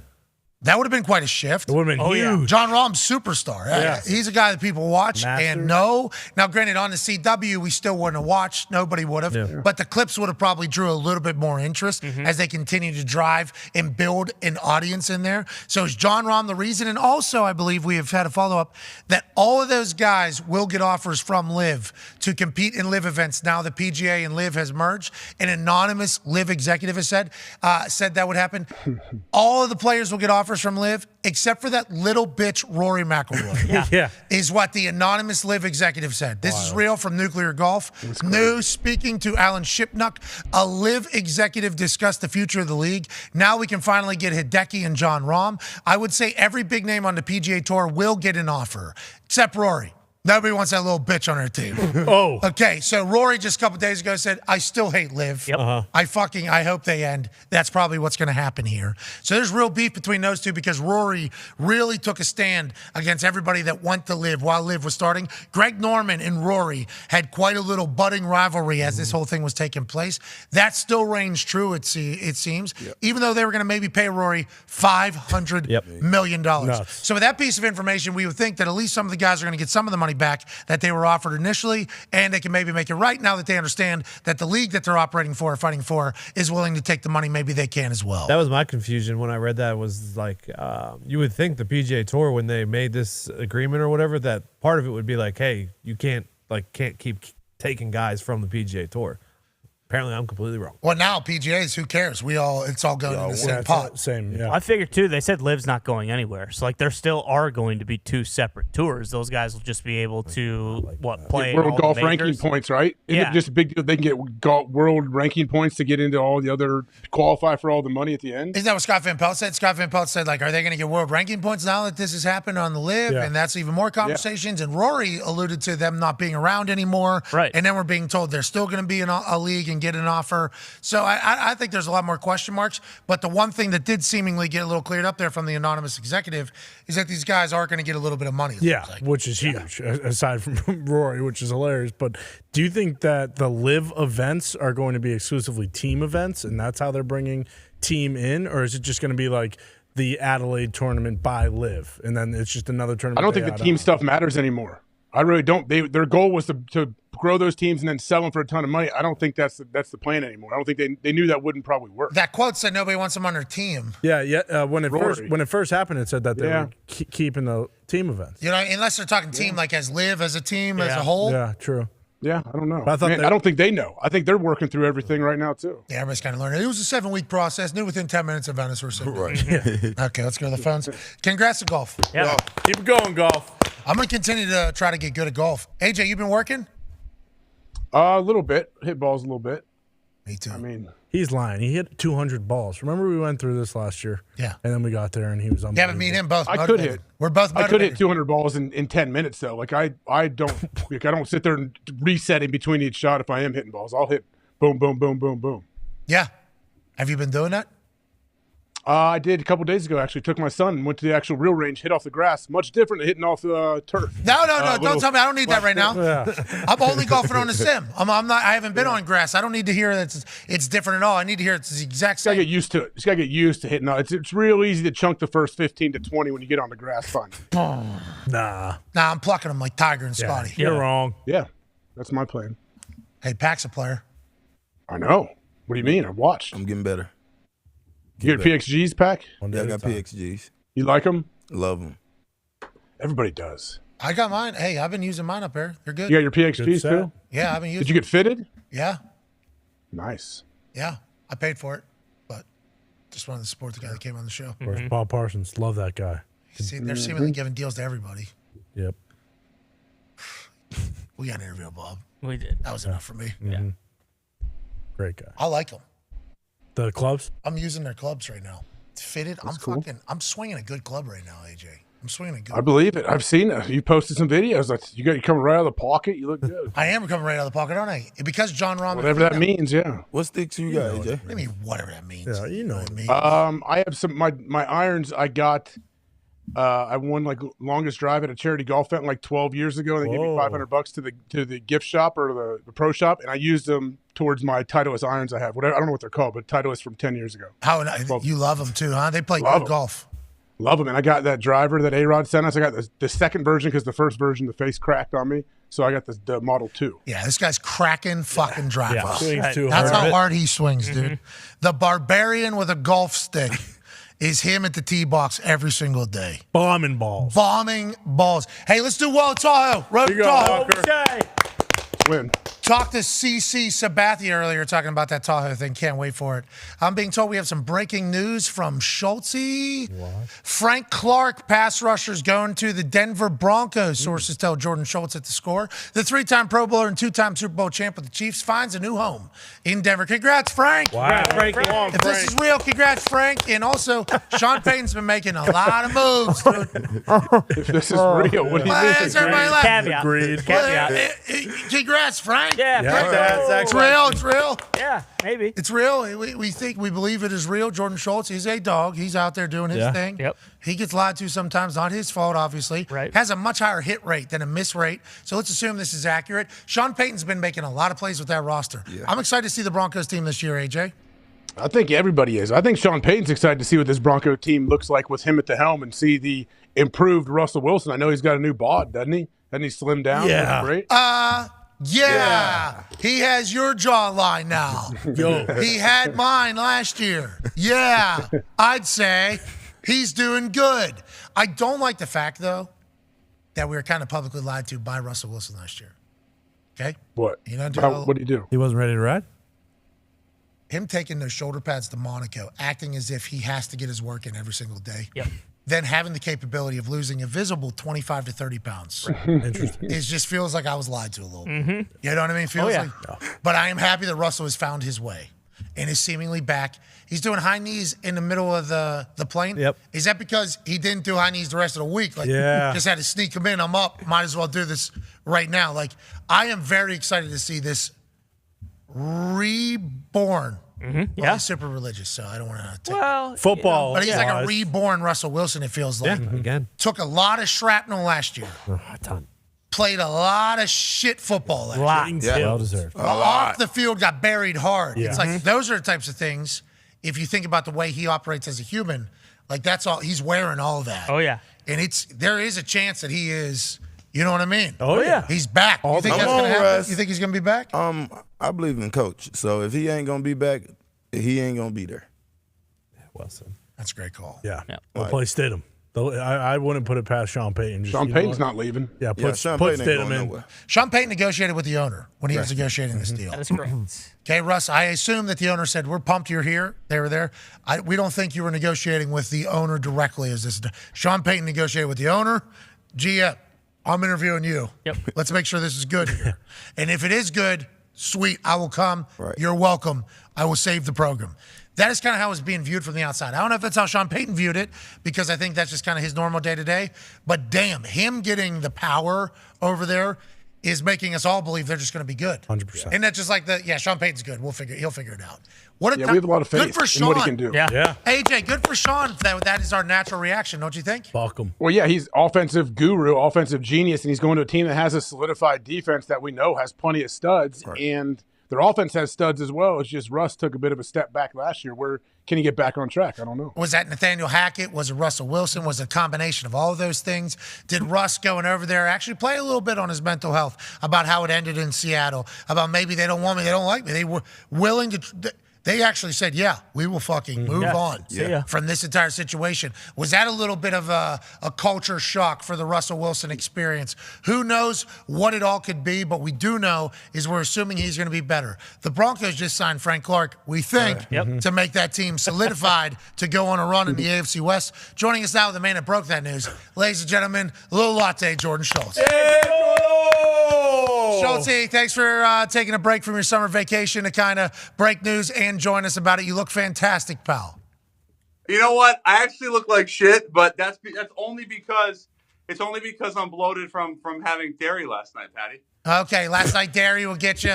Is that a 24-hour thing or is it 12 hours? You know, for me, it's really a 48-hour ordeal. But I didn't think I was going to be on the best show on TV, so I thought I was okay today. However, the news came, and as you know, when the news comes, you got to attack. Yeah, and you never know when the news is going to be Well here, said. especially if it's golden. Just a short 13 to 14 hours after you have some dairy. Yep. You got to be able to do what you got to do, especially in the insider game that's filled with sharks with the necktie mentality. Schultz, so this is true. This is true.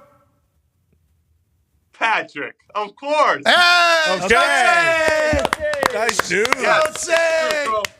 So Frank Clark, who is a 3-time Pro Bowler, 2-time Super Bowl champ with the Chiefs, now heads to Denver, stays in the division, and obviously this is a move that they make knowing that, as you said, they believe, Denver does, that they're going to have a really good offense and that Russell Wilson, who's lost significant weight, is going to deliver the goods with Sean Payton. Now you add to the defense, which obviously traded away Bradley Chubb, but they do have Nick Bonito. They have some young pass rushers there. Now you add in a Frank Clark who's had really good success, not only with Seattle, but obviously with Kansas City, and has had some postseason juice. So I like the move a lot, and I think it will help them.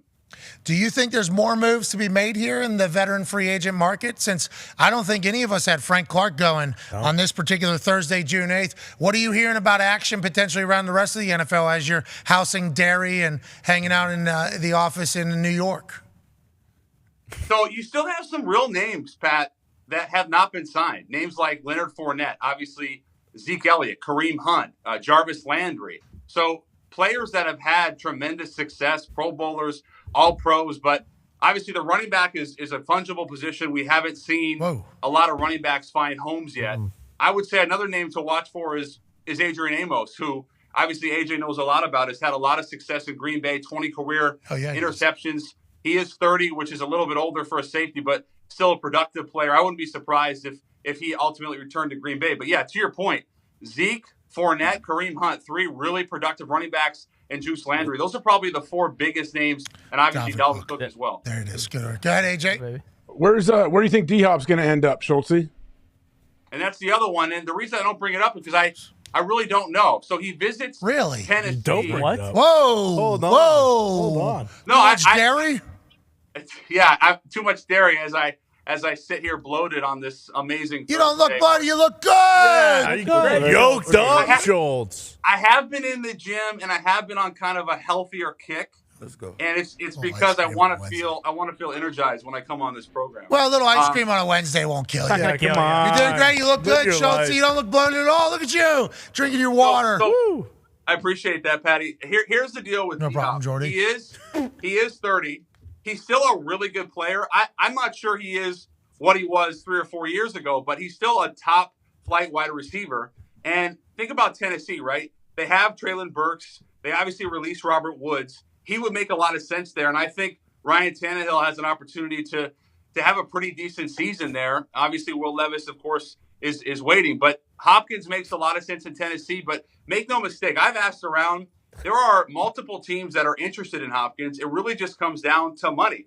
And I think that's why, Dalvin Cook gets released. He was getting paid $10.4 million this season, which would have been third in the league, I believe, behind McCaffrey and Kamara. And they weren't going to pay him that type of money, especially when they had Madison at 2 years, 7 extended. So Dalvin Cook will have plenty of interest. Maybe it's a Miami, maybe it's a Buffalo. He can reunite with his brother. Maybe it's a team like Denver, Dallas. Hopkins will have plenty of interest, but it comes down to money. And I don't think either one, especially Hopkins, and I said this last week, I don't get the sense that he's in a real hurry. When do you think these decisions will be made? Training camp? Before training camp? After training camp? Middle of summer? What do you think, Jordo, for some of these people? I think Cook goes first. He is 27, which is still pretty reasonable for a running back. He just had his first shoulder surgery to repair the torn labrum. He's the only running back in the last 4 years to have over 1,100 yards rushing. He's also eclipsed 1,300 all-purpose. He's a terrific player. He's been a Pro Bowler every season the last 4 years. I think he goes first. I think Nuke probably goes next. And then I think you start to see the Fournettes, Hunts, and Zeke's find a home. I wouldn't even rule out Elliott back to Dallas. To me, that would make a lot of sense considering Tony Pollard comes off the broken leg and you could essentially restructure the contract. But I think Cook goes first if I'm a betting man. Go ahead, AJ. Schultz, what else is out there on the horizon going on in the NFL? Are we going to see anything happen in the next 2-3 weeks? We know this is kind of a weird dead period. Is anything going to pop up? Free agency wise? Yeah, are teams going to make any moves? They're all taking their vacations because minicamp's going to be over. So I think Cook will get done within the next few days, week. Whoa. Soon. Whoa, put it on the ticker. Yep. Put it on the I think ticker. why don't we just say, to be safe, Cook gets done within a week. I think he's first. The other guys, I would say, probably take some more time. Hopkins could take multiple visits. He could also have a great visit in Tennessee come Monday afternoon and say, I want to be a Titan. But I think Cook probably is first, then Hopkins, and then I think the other veterans trickle down. But to your point, AJ, minicamp, once that's done, a lot of teams and GMs will take their vacations, and there's not necessarily a rush. And also the players, the veterans, there's not really a rush for them to find a home necessarily until we get to close to training camp. Ty has a question for you about life. Yeah, Jordo, we've been talking a lot about the AQI in New York as of late. We all saw the pictures. We know you're in the Big Apple right now, downtown. What is the AQI like right now? Can you walk outside? Do you need a gas mask? And also, do you know what the genesis of these wildfires was?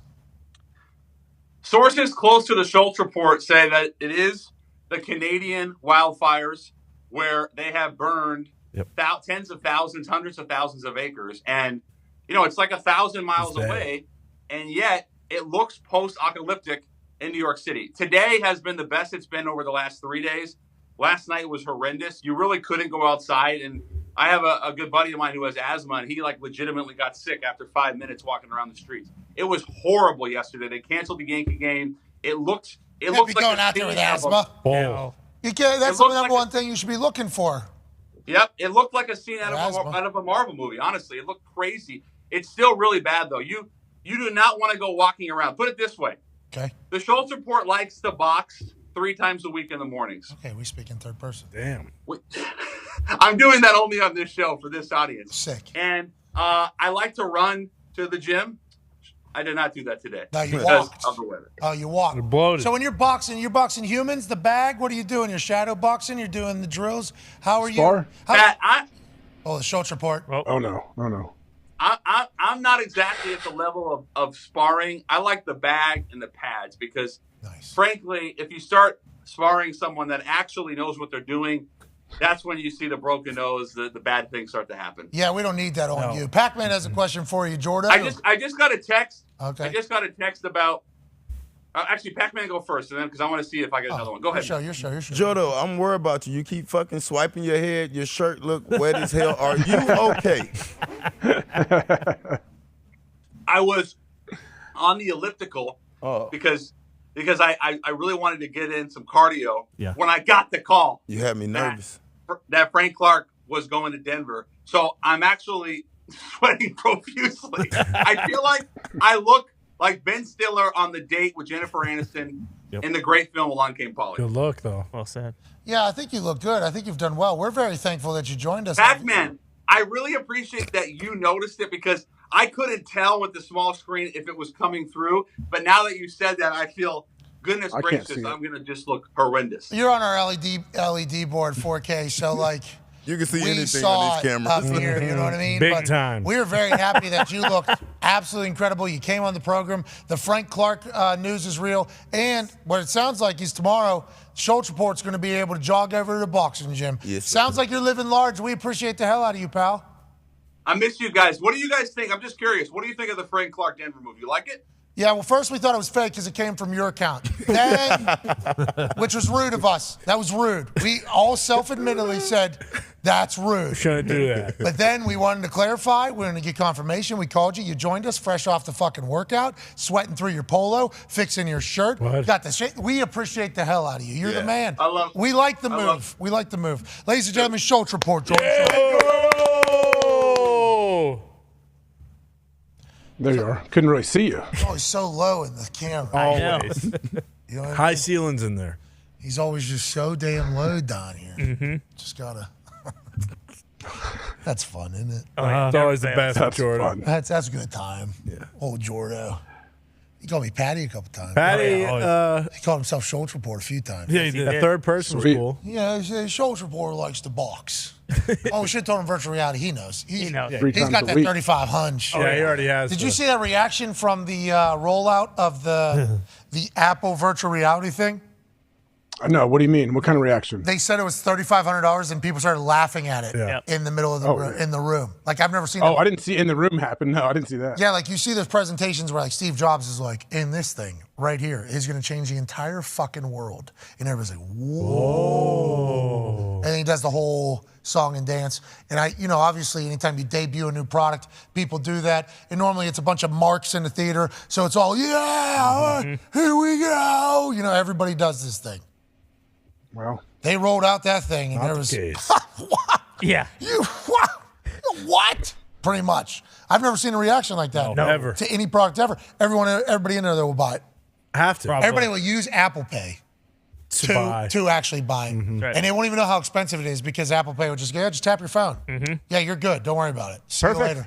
Oh, we just put you on layaway for the next 10 years. Oh, shit. We're just going to take that money out just casually. You won't even know it's there. $1.50 here, $2.50 there. You'll look back and I thought I had $7. No, only $5. Nope. We're going to get it. Don't you worry about it. You'll have no problems. But right now you're laughing at this price because it is fucking absurd. Yes. Ridiculous. $3,500 is a lot of money. That's so much money. It better be good. Especially in the inflationary phase that we're currently in. Exactly. You know what I mean? For sure.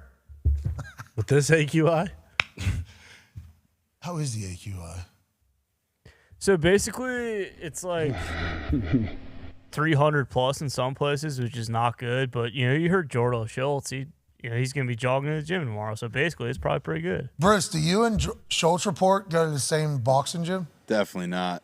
What are you talking about? What does that mean? Nah, mine's not in Manhattan anymore. Moved up to Harlem. I don't think Schultz is making his way. So you suits over there, you guys were like, you know what, we want box. There's just like a lot of boxing gyms in New York. There's one that's kind of like the Soul Cycle of boxing. It's called Rumble, and that one is like the app. Fairly Mickey Mouse. Are you fighting people or bags? It's all bag work. and like dancing, basically. Love that. Nice. Yeah, just getting Like after it. It is a 70s good. and It is a 80s? good workout. I went to Mendez boxing gym. So Oh, we're fighting. The brothers? Yeah, we were sparring in there for sure. You box, don't you? Yeah.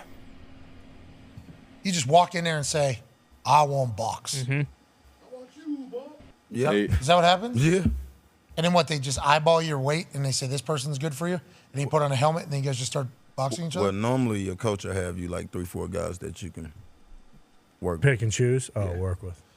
That virtual reality boxing is doing enough for me. Yeah. Yeah, it gets the job done. It's doing enough for me. I wonder if Apple's headset will have like the head shake and like hit your head a little bit. Oh, where something like actually comes through and boom. Yeah, like vibrates. No, it like pops through. Oh. It actually like gives you a shot. All fun and games. 3,500. It better fucking draw blood. Better do something on top.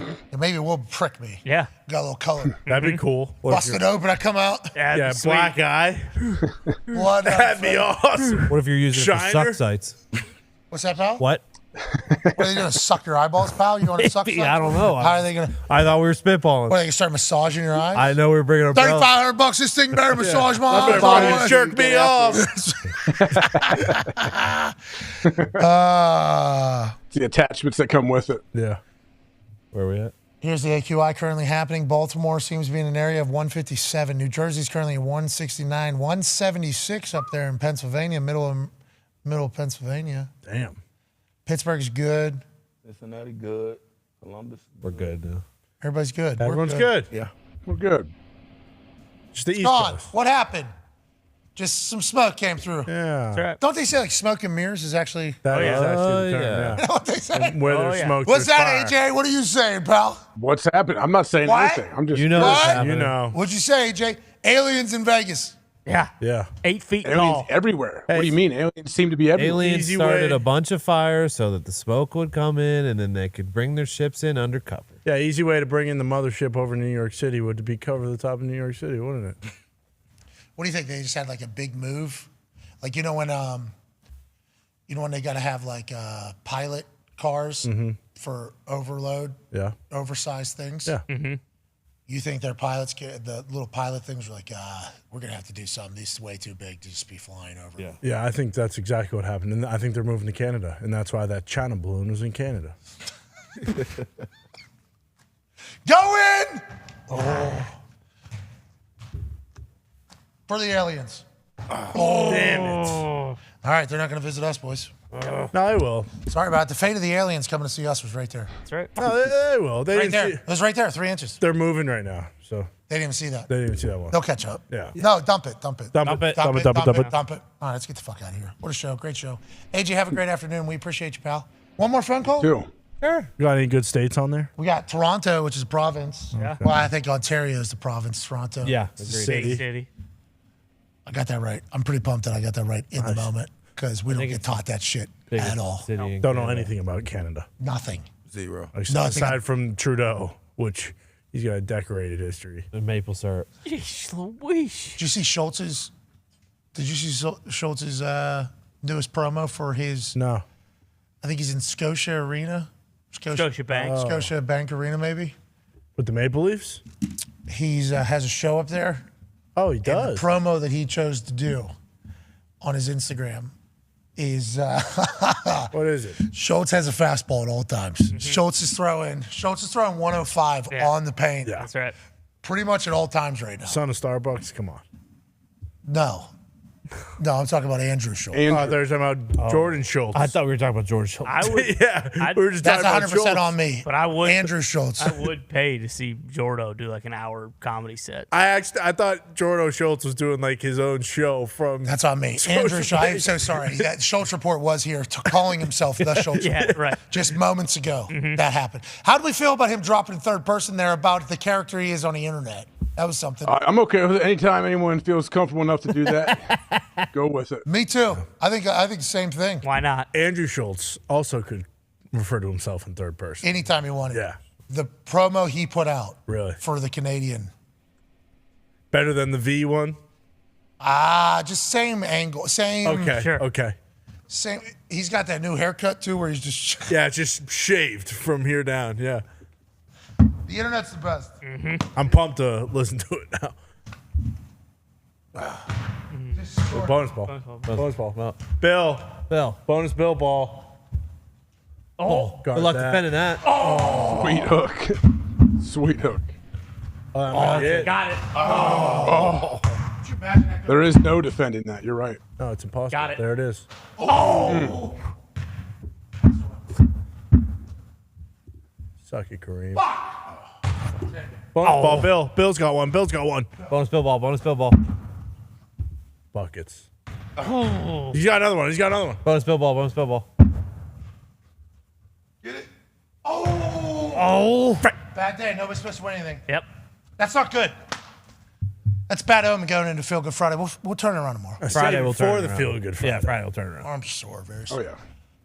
Bonus Bill ball. Bonus Bill ball. Come on, Bill. Bill. Bill. Bill. Bill. Bill. Bill, put a little hustle. Get on your Bill. horse. Bill. Jesus. Bill. Christ. Yeah. Crushing it. Oh, fuck. Right there. Oh. Bill. There has to be a bonus ball. Has to be a bonus ball. That was the best I was going to get. I thought that was it. What about this plum helmet? Are you fucking kidding me? Right? Let's get out of here before anything dumber than that is said. Oh, just add a couple. Big shout out to Ron Johnson, Wendy, CC Sabathia, all the boys, AJ. Sorry I couldn't win something for you. Bill. Bill. Bill. Bill. Bill, Throw quit it. so fucking selfish. Bill. Oh. Nice pass. Fucking Bill Stockton. Bouncer. Holy shit. White chocolate. Dead. Not going to happen. Bill, throw a skip pass from there. Bill. That boy, Bill. Man, Shit. I thought he'd been doing the murder. I didn't know Jason Williams worked for us. Dude, yeah. Bill, keep it out. Jesus Christ. All right, this looks like an option. Fucking 6 merches. No, yeah, I was going to say, you got to do 5 people, $500. Whoa. Yeah, because, I mean, you know. Because the AIQ. AQI. Fuck, Yep. I knew I was wrong. We should give away 20 gas masks to people of New York City. Yeah, with bongs on them. I can't take. You guys can't take anything serious. Well, I was taking it serious. I'm trying to do a hook shot from the stage. I was taking it serious. I'm trying to. What do you mean? I'm just trying. You know, that's the problem with the show. Locked in. Bill. Come on, Bill. Bill. Bill. Bill. There you go, Bill. Chest pass. Uh-oh. There you go. Should we run a play and then throw the ball up to you? I'm about sick of what you guys don't take anything serious. I was dead serious.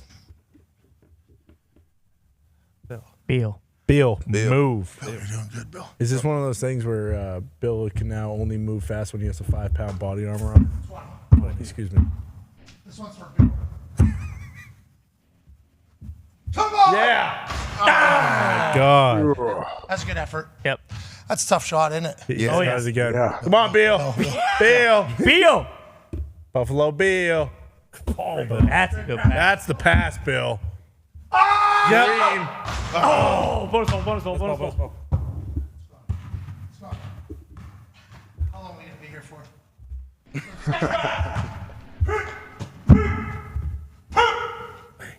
That's it. Should have stopped 2 shots ago.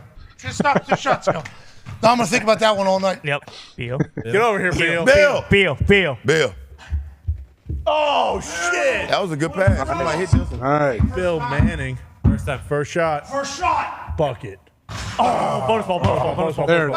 Bonus ball, bonus ball. Wish the alarm went off. All right, first one. See you later. There it is. Oh, my God. Bitch. How? That was in. That's it. Bill? That's it. Maybe Bill should try it. That's it. Bill. It was a good show. Bad performance at the end. Well, why doesn't Bill just bring that ball over here? It's already in his hand. Bill. Bill. Bill. Bill. Bill. Bill. Guys moving slow as no legs. Nice throw. Nice throw. That one had the arc. Bill. Bill. Bill. Bill. Bill. Too, Bill. Bill. Bill's got some severed heads somewhere you can try to shoot. No, those don't really float well. He showed me. Oh! That's it. That's it. Jeez. That's what I like. I like that one. I can handle. Bill, it's Bill. got, he's got Bill. it. Bill. Come on, Bill. Bill. Good pass. Oh, Bill. Bill's throwing fucking long. Come on, Bill. Oh, man. That one's coming back. That one's coming back. AJ, you'll never guess what Bill bought. Okay. Really? Come on. Oh, it rolled out. A coffin to sleep in? All right, everybody, enough. Bill's a good person. 1,000 pounds of beef. Thank you, yeah. Bill. He did. Bought a cow? Yeah. 1,000 pounds of beef. He bought a cow. Must have some good freezer space, Bill. Yeah, I wonder why. Well, let's get out of here. Works for two things. Bill, enjoy that meat. Enjoy that beef, Bill. Where'd that ball go? And thank you, Bill, for your service here. Sorry I couldn't make one for you guys. Hook shots falling tomorrow. Yeah. Great show happening tomorrow. Can't thank you all enough for allowing us to do this every single day. We got a big one tomorrow. Been a big week. Huge week. Let's close it out in beautiful fashion, then go into the greatest weekend of all time. Hell Be a yeah. friend, tell a friend something nice. Goodbye.